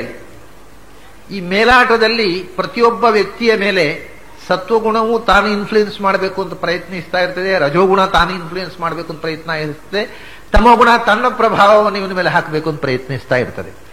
ಯಾವ ಗುಣದ ಪ್ರಭಾವಕ್ಕೆ ನಾವು ಯಾವಾಗ ಒಳಗಾಗ್ತೇವೆ ಅಂತ ಹೇಳಿಕ್ ಬರುವುದಿಲ್ಲ. ಸಾತ್ವಿಕನೇ ಒಮ್ಮೊಮ್ಮೆ ತಮೋಗುಣಕ್ಕೆ ಒಳಗಾಗಿಬಿಡ್ತಾನೆ, ತಕ್ಷಣ ಆ ತಮಸ್ಸಿನ ಪ್ರಭಾವ ಇಂಪ್ಯಾಕ್ಟ್ ಆಗಿಬಿಡ್ತದೆ ಮೈಂಡಿನ ಮೇಲೆ, ರಜಸ್ಸಿನ ಪ್ರಭಾವ ಆಗಿಬಿಡ್ತದೆ. ಹೀಗೆ ಮೂರು ಗುಣಗಳ ಮೇಲಾಟ ಯಾವಾಗಲೂ ನಡೀತಾ ಇದೆ. ಈ ತ್ರಿಗುಣ ಸಂಘರ್ಷವೇ ಲೈಫ್ ಅಂತಂದ್ರೆ, ಸೃಷ್ಟಿ ಅಂದ್ರೂ ಅದೇ, ಪ್ರಪಂಚ ಅಂದ್ರೂ ಅದೇ, ಮೂರು ಗುಣಗಳ ಮೇಲಾಟ. ಅದರಲ್ಲಿ ಸಾಮಾನ್ಯವಾಗಿ ಬ್ಯಾಲೆನ್ಸಿಂಗ್ ಇರುತ್ತದೆ. ಎಲ್ಲ ಒಂದು ಸತ್ವ ಹೆಚ್ಚಾದಾಗ ಇನ್ನೊಂದು ಕಡೆ ರಜಸ್ಸು, ಮತ್ತೊಂದು ಕಡೆ ತಮಸ್ಸು, ಎಲ್ಲ ಅಲ್ಲಿಗೆ ಇಲ್ಲಿಗೆ ಪ್ಯಾಚಪ್ ಆಗ್ತಾ ಇರ್ತದೆ. ಯಾವ ಸಂದರ್ಭದಲ್ಲಿ ಸತ್ವ ಅನ್ನುವುದನ್ನು ತುಳಿದು ರಜಸ್ಸು ಮತ್ತು ತಮಸ್ಸು ಅದರ ತಲೆಯ ಮೇಲೆ ಒಂದು ಕೂಡುತ್ತೋ, ಪ್ರಪಂಚದಲ್ಲಿ ಮತ್ತೆ ಸತ್ವ ತಲೆ ಎತ್ತುವುದು ಸಾಧ್ಯ ಇಲ್ಲ ಅನ್ನುವ ಸ್ಥಿತಿ, ಯಾವ ಮನುಷ್ಯನೂ ಮತ್ತೆ ಸತ್ವವನ್ನ ಊರ್ಜಿತಗೊಳಿಸಲಾರ ಅನ್ನುವ ವಾತಾವರಣ ನಿರ್ಮಾಣ ಆದಾಗ ಭಗವತ್ ಶಕ್ತಿ ಭೂಮಿಗೆ ಇಳಿದು ಬರುತ್ತೆ. ಯಾರೋ ಒಬ್ಬ ಕರೆದ ಒಬ್ಬನ ಮೇಲೆ ಪಾರ್ಶಿಯಾಲಿಟಿಯಿಂದ ಬರುವುದಲ್ಲ. ಈ ಭೂಮಿಯಲ್ಲಿ ಮೂರು ಗುಣಗಳ ಬ್ಯಾಲೆನ್ಸಿಂಗ್, ಇಂಬ್ಯಾಲೆನ್ಸ್ ಕ್ರಿಯೇಟ್ ಆದಾಗ ಭಗವಂತ ಭೂಮಿಗೆ ಇಳಿದು ಬರ್ತಾನೆ. ಆವಾಗ ತಮೋಗುಣದ ಪ್ರಭಾವ ಜಾಸ್ತಿ ಆದಾಗ ಇಡೀ ಜನಾಂಗ ತಮೋಗುಣಕ್ಕೆ ವಾಲತ್ತೆ, ತಮೋಗುಣದ ಪ್ರಭಾವಕ್ಕೊಳಗಾಗಿ ದಾರಿ ತಪ್ಪುತ್ತೆ. ಮತ್ತೆ ಸತ್ವಗುಣ, ಇದನ್ನೇ ಯದಾ ಯದಾ ಹಿ ಧರ್ಮಸ್ಯ ಗ್ಲಾನಿರ್ಭವತಿ ಭಾರತ ಅಭ್ಯುತ್ಥಾನವ ಧರ್ಮಸ್ಯ ಅಂತ ಯಾವ ಒಬ್ಬ ವ್ಯಕ್ತಿಗೋಸ್ಕರವೂ ಅವತಾರ ಆಗುವುದಿಲ್ಲ. ಇಡೀ ಪ್ರಪಂಚದಲ್ಲಿ ಸತ್ವವನ್ನ ತುಳಿದು ರಜಸ್ಸು ತಮಸ್ಸು ಪ್ರಭಾವಶಾಲಿಯಾದಾಗ ತಮೋಗುಣವನ್ನ ಭಗವಂತ ಬಂದು ಆ ಕತ್ತಲನ್ನು ಹರಿಸದೆ ಮತ್ತೆ ಬೆಳಕು ಬರುವುದು ಸಾಧ್ಯ ಇಲ್ಲ ಅನ್ನುವ ವಾತಾವರಣ ನಿರ್ಮಾಣ ಆದಾಗ ಭೂಮಿಗೆ ಭಗವಂತನ ರೂಪ ಇಳಿದು ಬರುತ್ತೆ. ಅದನ್ನ ಆಚಾರ್ಯ ಹೇಳಿದ್ರೆ ದುಷ್ಟ ಆವಾಗ ಅಂದ್ರೆ ದುಷ್ಟ ಶಕ್ತಿ ಅಂತಂದ್ರೆ ತಮೋಗುಣವೇ. ತಮೋಗುಣ ಉಳ್ಳವರೆಲ್ಲರೂ ದುಷ್ಟರು, ಅದು ಬೇರೆ ವಿಷಯ. ದುಷ್ಟ ನಿಶೇಷ ಸಂಹಾರ ಕರ್ಮ, ಆ ದುಷ್ಟ ಶಕ್ತಿ ಅನ್ನೋದು ಪೂರ್ಣ ಪ್ರಮಾಣದಲ್ಲಿ ಬಲಿತು ನಿಂತಾಗ ಅದನ್ನು ನಿಶೇಷವಾಗಿ ನಾಶ ಮಾಡಿ ಮತ್ತೆ ಸತ್ವಶಕ್ತಿಯನ್ನೇ ಮತ್ತೆ ಜಗತ್ತಿನಲ್ಲಿ ನೆಲೆಗೊಳಿಸಬೇಕಾಗಿದ್ದರೆ ಭಗವಂತನೇ ಬರಬೇಕಾಗತ್ತೆ, ಬೇರೆ ಯಾರಿಗೂ ಅದು ಅಸಾಧ್ಯವಾದ ಸ್ಥಿತಿಯಲ್ಲಿ ಇಂಬ್ಯಾಲೆನ್ಸ್ ಕ್ರಿಯೇಟ್ ಆಗಿಬಿಡ್ತದೆ ಒಮ್ಮೊಮ್ಮೆ. ದುಷ್ಟ ನಿಶೇಷ ಸಂಹಾರ ಕರ್ಮ, ಅಂಥ ದುಷ್ಟಶಕ್ತಿಯ ತಮೋಗುಣದ ಸಂಪೂರ್ಣ ಸಂಹಾರ ಕರ್ಮಕ್ಕೋಸ್ಕರವೇ ಸದಾ ಅವನು ಬರುವವನು. ಅವನ ಅವತಾರದ ಉದ್ದೇಶವೇ ಇದು, ದುಷ್ಟ ನಿಶೇಷ ಸಂಹಾರ ಕರ್ಮೋದ್ಯತಂ. ಮತ್ತೆ ಆ ತಮೋಶಕ್ತಿಯನ್ನಾದರೂ ಯಾಕೆ ಸಂಹಾರ ಮಾಡ್ತಾನೆ? ಅವನದ್ದೇ ಸತ್ವ, ಅವನದ್ದೇ ರಜಸ್ಸು, ಅವನದ್ದೇ ತಮಸ್ಸು, ಅವನದ್ದೇ, ಅವನ ಸೃಷ್ಟಿಯಲ್ಲಿ ಇರುವ ಮೂರು ಗುಣಗಳು, ಅದರಲ್ಲಿ ಮತ್ತೆ ಏನು ತಾರತಮ್ಯ ಅಂದರೆ ಆ ದುಷ್ಟಶಕ್ತಿ ಪ್ರಬಲ ಆಯಿತು ಅಂದಾಗ ನಿಜವಾದ ಸಜ್ಜನರು ಒಳ್ಳೆಯತನಕ್ಕೆ ಬೆಲೆ ಇಲ್ಲ ಅಂತಾಗತ್ತೆ. ಆ ಒಳ್ಳೆಯತನವನ್ನು ಮತ್ತೆ ಊರ್ಜಿತಗೊಳಿಸಬೇಕು, ಒಳ್ಳೆಯತನಕ್ಕೆ ಸಮಾಜದಲ್ಲಿ ಬೆಲೆ ಸಿಗುವಂತೆ ಮಾಡಬೇಕು. ಅದಕ್ಕೋಸ್ಕರ ದುಷ್ಟಶಕ್ತಿಯನ್ನು ಸಂಹಾರ. ಹೃಷ್ಟ ಪುಷ್ಟ ಅತಿಶಿಷ್ಟ ಪ್ರಜಾ ಸಂಶ್ರಯ ಅಂತ. ಯಾರು ಅತಿಶಿಷ್ಟರೋ, ಬರೇ ಶಿಷ್ಟರಲ್ಲ, ಅತಿಶಿಷ್ಟರು. ಶಿಷ್ಟರು ಅಂತಂದ್ರೆ ಸಜ್ಜನರು ಅಂತ ಅರ್ಥ ಸಂಸ್ಕೃತದಲ್ಲಿ. ಶಿಷ್ಟಾಚಾರ ಶಿಷ್ಟಾಚಾರ ಅಂತ ನಮ್ಮಲ್ಲಿ ಶಬ್ದ ಉಂಟು ನೋಡಿ, ಅಲ್ಲಿ ಒಂದು ಕಡೆ ಇದೆ. ಶಿಷ್ಟರು ಅಂತಂದ್ರೆ ಶಿಷ್ಟಾಚಾರ ಅಂದ್ರೆ ಸಜ್ಜನರು ನಡೆ, ಒಳ್ಳೆಯವರು ನಡ್ಕೊಳ್ಳುವ ರೀತಿ, ಪ್ರಾಮಾಣಿಕರು ಅಂತ ಅರ್ಥ. ಶಿಷ್ಟರು ಅಂದ್ರೆ ಪ್ರಾಮಾಣಿಕರು ಅಂದ್ರೆ ಸಮಾಜದಲ್ಲೇ ಅವರು ಶಿಷ್ಟರು ಅಂದ್ರೆ ಶೇಷ, ಅವರು ಶೇಷ, ಸಮಾಜದ ಪ್ರಮುಖ ಅಂಗ ಅಲ್ಲ, ಅದು ಭಾಗಿಸಿ ಕಳೆದು ಉಳಿಯುವ ಶೇಷ. ಅದು ಅಂಥವ್ರು ಬರೀ ಶೇಷ ಮಾತ್ರ, ಅವರು ನಿಶೇಷವಾಗಿರುವವರೆಲ್ಲ. ಅಶೇಷವಾಗಿರುವವರೆಲ್ಲ ಅಶಿಷ್ಟರೇ, ಶೇಷವಾಗಿರುವವರು ಶಿಷ್ಟರು ಅಂತ. ಅವರು ಸಮಾಜದಲ್ಲಿ ಯಾವಾಗಲೂ ಅಲ್ಪಸಂಖ್ಯಾತರು. ಆದರೆ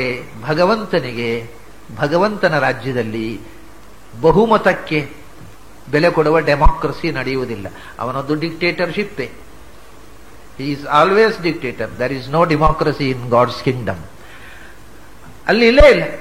ಅವರು ಬಹುಮತದಿಂದ ಯಾಕೆ ಇಲ್ಲದಿದ್ರೆ ತಮೋ ಗುಣ ಪ್ರಚುರವಾದಾಗ ಬಹುಮತದಿಂದ ತಮಸ್ಸೇ ಬೇಕು ಅಂತ ತೀರ್ಮಾನ ಆಗಿಬಿಡ್ತದೆ, ರೆಸೊಲ್ಯೂಷನ್. ನೀವು ಆವಾಗ ತಮೋ ಗುಣ ಪ್ರಚುರವಾದಾಗ ನೀವು ಮತದಾನದ ವ್ಯವಸ್ಥೆ ಮಾಡ್ರಿ, ತಮೋ ಗುಣವೇ ಈ ದೇಶವನ್ನು ಆಳಬೇಕು ಅಂತ ಮತದಾನ ಆಗಿಬಿಡುತ್ತೆ. ಬಹುಮತದಿಂದ ತೀರ್ಮಾನ ಆಯಿತು ಅಂತ ಅದನ್ನೇ ಅನುಸರಿಸಬೇಕಾಗುತ್ತೆ. ಭಗವಂತ ಯಾವತ್ತೂ ಬಹುಮತಕ್ಕೆ ಬೆಲೆ ಕೊಡುವುದಿಲ್ಲ, ಮತ್ತೆ ಅವನು ಬಹುಮತಿಗೆ ಬೆಲೆ ಕೊಡುವುದು. ಯಾವುದು ಶ್ರೇಷ್ಠವಾದ ಜ್ಞಾನವೋ ಜ್ಞಾನಿಗಳೋ ಅವರಿಗೆ ಬೆಲೆ ಕೊಡುವುದು ಹೊರತು ಜನ ತಲೆಗೆ ಅಲ್ಲ. ಒಳಗಿರುವ ತಲೆಗೆ, ಹೊರಗಿರುವ ತಲೆಗೆ ಅಲ್ಲ. ಒಳಗೆ ತಲೆ ಇಲ್ಲದವರು ಎಷ್ಟು ತಲೆ ಇದ್ದರೆ ಏನು. ಆದ್ರಿಂದ ತಲೆ ಲೆಕ್ಕ ಅಲ್ಲ, ತಲೆಯೊಳಗೆ ಏನಿದೆ ಅನ್ನೋದು ಭಗವಂತನಿಗೆ ಮುಖ್ಯ ಆಗ್ತದೆ. ಆದ್ರಿಂದ ಅವನು ಏನ್ ಮಾಡ್ತಾನೆ ಅಂದ್ರೆ, ಯಾವಾಗಲೂ ಪ್ರಪಂಚದಲ್ಲಿ ಇದು ಡೆಮಾಕ್ರಸಿಗೆ ಬಹಳ ಆಘಾತಕರವಾದಂತಹ ಸ್ಟೇಟ್ಮೆಂಟ್ ಶಾಸ್ತ್ರದಲ್ಲಿ, ತಲೆ ಇಲ್ಲದವರೇ ಹೆಚ್ಚು ಇರ್ತಾರೆ, ತಲೆ ಇದ್ದವರು ಕಮ್ಮಿ ಇರ್ತಾರೆ ಅಂತ. ಆದ್ರಿಂದ ತಲೆ ಇಲ್ಲದ ತಲೆಗಳೇ ಹೆಚ್ಚು ಅಂತ. ಬಹುಮತದಿಂದ ತೀರ್ಮಾನ ಯಾವಾಗಲೂ ಅಬದ್ಧವೇ ಆಗಿರ್ತದೆ ಅಂತ. ನಿಜವಾದ ಜ್ಞಾನಿಗಳು ಯಾವಾಗಲೂ ಮೈನಾರಿಟಿ, ಯಾವ ಕಾಲದಲ್ಲಿ ಆದರೂ. ಕೃತಯುಗದಲ್ಲಿ ಕೂಡ, ಕಲಿಯುಗದಲ್ಲಿ ಅಷ್ಟೇ ಅಲ್ಲ, ಕೃತಯುಗದಲ್ಲಿ ಕೂಡ ಜ್ಞಾನಿಗಳು ಮೈನಾರಿಟಿ, ಅಜ್ಞಾನಿಗಳ ಸಂಖ್ಯೆ ಜಾಸ್ತಿ. ಯಾವ ಕಾಲದಲ್ಲಿ ಯಾವ ದೇಶದಲ್ಲಿ ಆದರೂ ಹಾಗೆ. ಆದ್ದರಿಂದ ತೀರ್ಮಾನ ಯಾವುದರಿಂದ ಆಗಬೇಕು ಅಂದ್ರೆ ಮೆಜಾರಿಟಿಯಿಂದ ಅಲ್ಲ. ಅಲ್ಪ ಕಮ್ಮಿ ಮತ ಯಾರಿಗೆ ಬಿತ್ತೋ ಅವನು ಶ್ರೇಷ್ಠನಿರ್ತಾನೆ. ಹೌದು, ಇವಾಗ ನೋಡಿ, ಇದು ಇಲ್ಲಿಯೂ ಹಾಗೆ. ಇವಾಗ ಒಂದು ಕಡೆ ಒಂದು ಪೇಟೆಯಲ್ಲಿ ಒಂದು ಶಾಸ್ತ್ರದ ಪ್ರವಚನ ಇಡ್ತಾರೆ ಅಂತ ಇಟ್ಟುಕೊಳ್ಳಿ. ಪ್ರವಚನ ಇಟ್ಟರೆ ಒಂದು 25 ಜನ 30 ಜನ ಬರ್ತಾರೆ. ಅಲ್ಲೇ ಒಬ್ಬ ಸಿನಿಮಾ ನಟಿಯ ಡಾನ್ಸ್ ಇಡ್ತಾರೆ ಅಂತ ಇಟ್ಟುಕೊಳ್ಳಿ, 10,000 ಜನ ಬರ್ತಾರೆ. ಅದು ಯಾವುದು ಶ್ರೇಷ್ಠ ಆಯಿತು? ಬಹುಮತದಿಂದ ತೀರ್ಮಾನ ಮಾಡಿದರೆ. ಮೆಜಾರಿಟಿ ಅನ್ನೋದು ಯಾವಾಗಲೂ ಸತ್ಯಕ್ಕೆ ಪ್ರಮಾಣ ಅಲ್ಲ ಅಂದ್ರು ಶಾಸ್ತ್ರಗಳು. ಮೆಜಾರಿಟಿ ಅನ್ನೋದು ಜನರ ಸ್ವಭಾವಕ್ಕೆ ಪ್ರಮಾಣ ಹೊರತು ಅದು ಸತ್ಯಕ್ಕೆ ಪ್ರಮಾಣ ಅಲ್ಲ. ನಿಮ್ಮ ಸ್ವಭಾವ ಸತ್ಯ ಅಂತ ಯಾರು ಹೇಳಿದ್ದು? ಅಸತ್ಯವೂ ಸ್ವಭಾವ ಆಗುವುದು. ಅದನ್ನ ಫಿಲಾಸಫಿಯಲ್ಲಿ ಮೆಜಾರಿಟಿಗೆ ಯಾವ ಸ್ಥಾನವೂ ಇಲ್ಲ. ಸತ್ಯ ಅನ್ನೋದು ಯಾವಾಗಲೂ ಮೈನಾರಿಟಿಯ ಸೊತ್ತು ಹೊರತು ಮೆಜಾರಿಟಿಯ ಸೊತ್ತಲ್ಲ. ಏನೂ ತಿಳುವಳಿಕೆ ಇಲ್ಲದೆ ಇದ್ದವರು ಹೇಳಿದ ಹಾಗೆ ನಡೀಬೇಕು ಅಂದ್ರೆ ಏನ್ರಿ ಅರ್ಥ? ಮತ್ತು ನಾವು ನಮ್ಮ ದೇಶದ ಎಲ್ಲ ಜನರಿಗೆ ಎಜುಕೇಶನ್ನೂ ಕೊಡುವುದಿಲ್ಲ, ಅವರು ಹೇಳಿದ ಹಾಗೆ ಕೇಳಬೇಕು ಅಂತ ಹೇಳ್ತೇವೆ. ಇದು ಏನರ್ಥ ಇದಕ್ಕೆ? ಅದು ಮೀನಿಂಗೇ ಇಲ್ಲ. ನಮ್ಮ ಡೆಮಾಕ್ರಸಿಗಂತೂ ಯಾವ ಅರ್ಥವೂ ಇಲ್ಲ. ಕನಿಷ್ಠ ಇಡೀ ದೇಶದ ಎಲ್ಲ ಜನರು ಎಜುಕೇಟೆಡ್ ಆದರೆ ಈಗ ವಿದೇಶದಲ್ಲಿ ಡೆಮಾಕ್ರಸಿಗೆ ಸ್ವಲ್ಪ ಆದರೂ ಅರ್ಥ ಉಂಟು. ಇದೇನು ಅಂದ್ರೆ, ನಮ್ಮಲ್ಲಿ ಎಜುಕೇಶನ್ ಆಗಿರೋ ಸಂಖ್ಯೆ ಮೈನಾರಿಟಿ. ಮತ್ತೆ ನಮ್ಮಲ್ಲಿ 30% ಎಜುಕೇಶನ್ ಇರೋದು, ಆದರೆ 70% ಜನ ಹೇಳಿದ ಹಾಗೆ 30% ಕೇಳಬೇಕು. ಅಂದ್ರೆ ತಿಳಿಯದವರು ಹೇಳಿದ ಹಾಗೆ ತಿಳಿದವರು ನಡ್ಕೋಬೇಕು ಅನ್ನೋದು ನಮ್ಮ ಡೆಮಾಕ್ರಸಿ. ಆದರೆ ವೇದಾಂತ, ಫಿಲಾಸಫಿ ಇದನ್ನು ಒಪ್ಪುವುದಿಲ್ಲ. ತಿಳಿದವರು ಹೇಳಿದ ಹಾಗೆ ತಿಳಿಯದವರು ಕೇಳಬೇಕು. ಅದರಿಂದ ಮೈನಾರಿಟಿಯೇ ಮೆಜಾರಿಟಿಯನ್ನು ಆಳಬೇಕು. ಇದು ಭಗವಂತನ ರಾಜ್ಯದ ನಿಯಮ. ಅಲ್ಲಿ ಡೆಮಾಕ್ರಸಿ ಅನ್ನೋದನ್ನು ಅವನು ಒಪ್ಪುವುದಿಲ್ಲ ಭಗವಂತ. ನಾವು ಏನು ಮಾಡಿದ್ರೆ ಡೆಮಾಕ್ರಸಿ ಇಲ್ಲೇ ಇಲ್ಲ, ಅವನು ಹೀಸ್ ಡಿಕ್ಟೇಟರ್, ಅವನ ತೀರ್ಮಾನ ಅದಕ್ಕೆ ಬದ್ಧರಾಗಲೇಬೇಕು. ಯಾವ ರೀತಿಯ ಡೆಮಾಕ್ರಸಿಗೂ ಅಲ್ಲಿ ಅವಕಾಶ ಇಲ್ಲ. ಅಂದ್ರೆ ಅತಿಶಿಷ್ಟರಿಗೆ, ಅತಿಶಿಷ್ಟರಾದ ಪ್ರಜೆಗಳು ಅಂದ್ರೆ ಸಜ್ಜನರು ಅಂತ ಅರ್ಥ. ಸಜ್ಜನರು ಒಳ್ಳೆಯವರು, ಪ್ರಾಮಾಣಿಕರು, ಜ್ಞಾನಿಗಳು, ಇವರನ್ನು ಅತಿಶಿಷ್ಟರು ಅಂತ ಆಚಾರ. ಅಂಥ ಪ್ರಜೆಗಳಿಗೆ ಸಂಶ್ರಯ, ಅವನ ಆಶ್ರಯ ಹೊರತು ಜನಸಂಖ್ಯೆಗೆ ಅಲ್ಲ. ಶಿಷ್ಟರಾದ, ಅದರಲ್ಲೂ ಅತಿಶಿಷ್ಟರು ಅಂದರೆ ಸಾಮಾನ್ಯ ಭಕ್ತರು ಕರೆದರೂ ಭಗವಂತ ಬರುವುದಿಲ್ಲ. ಅತಿಶಿಷ್ಟರು, ಸರ್ವಶ್ರೇಷ್ಠ ಭಕ್ತರಿಗೆ ಬಾಧಕ ಆದಾಗ ಭಗವಂತ ಬರ್ತಾರೆ. ಪ್ರಹ್ಲಾದನಂತವ್ರು ಕರಿಬೇಕು. ಪ್ರಹ್ಲಾದನ ಕಾಲದಲ್ಲಿ ಬೇಕಾಷ್ಟು ಋಷಿಗಳಿದ್ರು, ಯಾವ ಋಷಿಗಳು ಕರೆದರೂ ಬರಲಿಲ್ಲ ಅವನು. ಅಂದ್ರೆ ಪ್ರಹ್ಲಾದನಂಥವರಿಗೋಸ್ಕರ ಬಂದ. ಹೀಗೆ ಅದು ಬಹಳ ವಿಶಿಷ್ಟವಾಗಿರತಕ್ಕಂಥ ಕರೆಯಾಗಿರಬೇಕು ಭಗವಂತನನ್ನು ಕರೆಯೋದು. ಅಂದ್ರೆ ಇಡೀ ದೇಶವನ್ನ ತಮೋಗುಣ ಕಬಳಿಸಿದಾಗಲೂ ಕೂಡ ಅದಕ್ಕೆ ಒಳಗಾಗ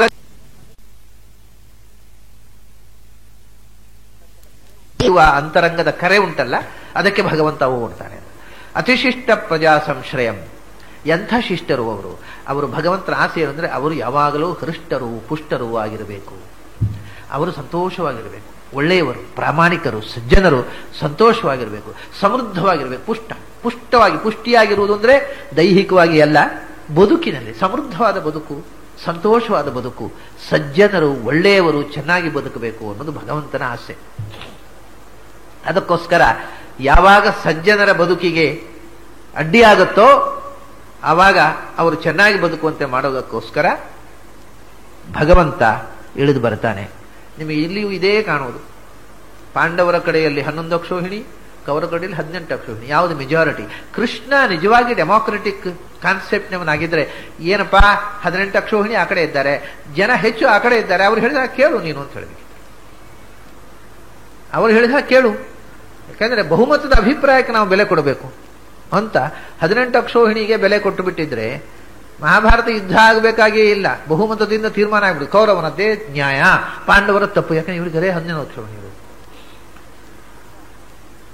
ಆಗ 11 ಅಕ್ಷೋಹಿಣಿ ಅಂದ್ರೆ ಮೈನಾರಿಟಿ, ಸಣ್ಣ ಸಂಖ್ಯೆಯ ಸಜ್ಜನರು, ಇದು ಬಿಡಿ, ಇವರು 5 ಜನ, ಅವ್ರು 100 ಜನ, ಈ ಸಂಖ್ಯೆ ಬಿಟ್ಬಿಡಿ, ಪಾಂಡವರು 5 ಜನ, ಕೌರವರು 100 ಜನ, ಈ 5 ಜನರನ್ನ ಆ 100 ಜನ ಒಟ್ಟಿಗೆ ತುಳಿಬೇಕು ಅಂತ ಪ್ರಯತ್ನ ಮಾಡಿದರು. ಆಗ ಅಲ್ಪಸಂಖ್ಯಾತರು, ಅದು ಉಂಟು ಮತ್ತೆ, ಅಲ್ಪಸಂಖ್ಯಾತರ ರಕ್ಷಣೆಗೆ ಹೋಗಬೇಕು ಅಂತ ಹೇಳ್ತಾರಲ್ಲ, ಹಾಗೆ ಮಾಡಿದ ಕೃಷ್ಣ. ಅಲ್ಪಸಂಖ್ಯಾತರ ರಕ್ಷಣೆ ಮಾಡಬೇಕು, ಈ 100 ಜನ ಸೇರಿ 5ರನ್ನ ತುಳಿಯೋದು ತಪ್ಪು ಅಂತ ಆ 100 ಜನರನ್ನ ತುಳಿಸಿದ, ಈ 5ರನ್ನ ಬದುಕಿಸಿದ. ಇದು ಹೃಷ್ಟಪುಷ್ಟ ಅತಿಶಿಷ್ಟರು ಅಂದ್ರೆ, ಈ ನಾವು ಕೃಷ್ಣಾವತಾರದ ಕಥೆ ತಗೊಂಡ್ರೆ ಪಾಂಡವರೇ. ಯಾಕೆಂದ್ರೆ ಅವರು ಶಿಷ್ಟರಲ್ಲೇ ಅತಿಶಿಷ್ಟರು.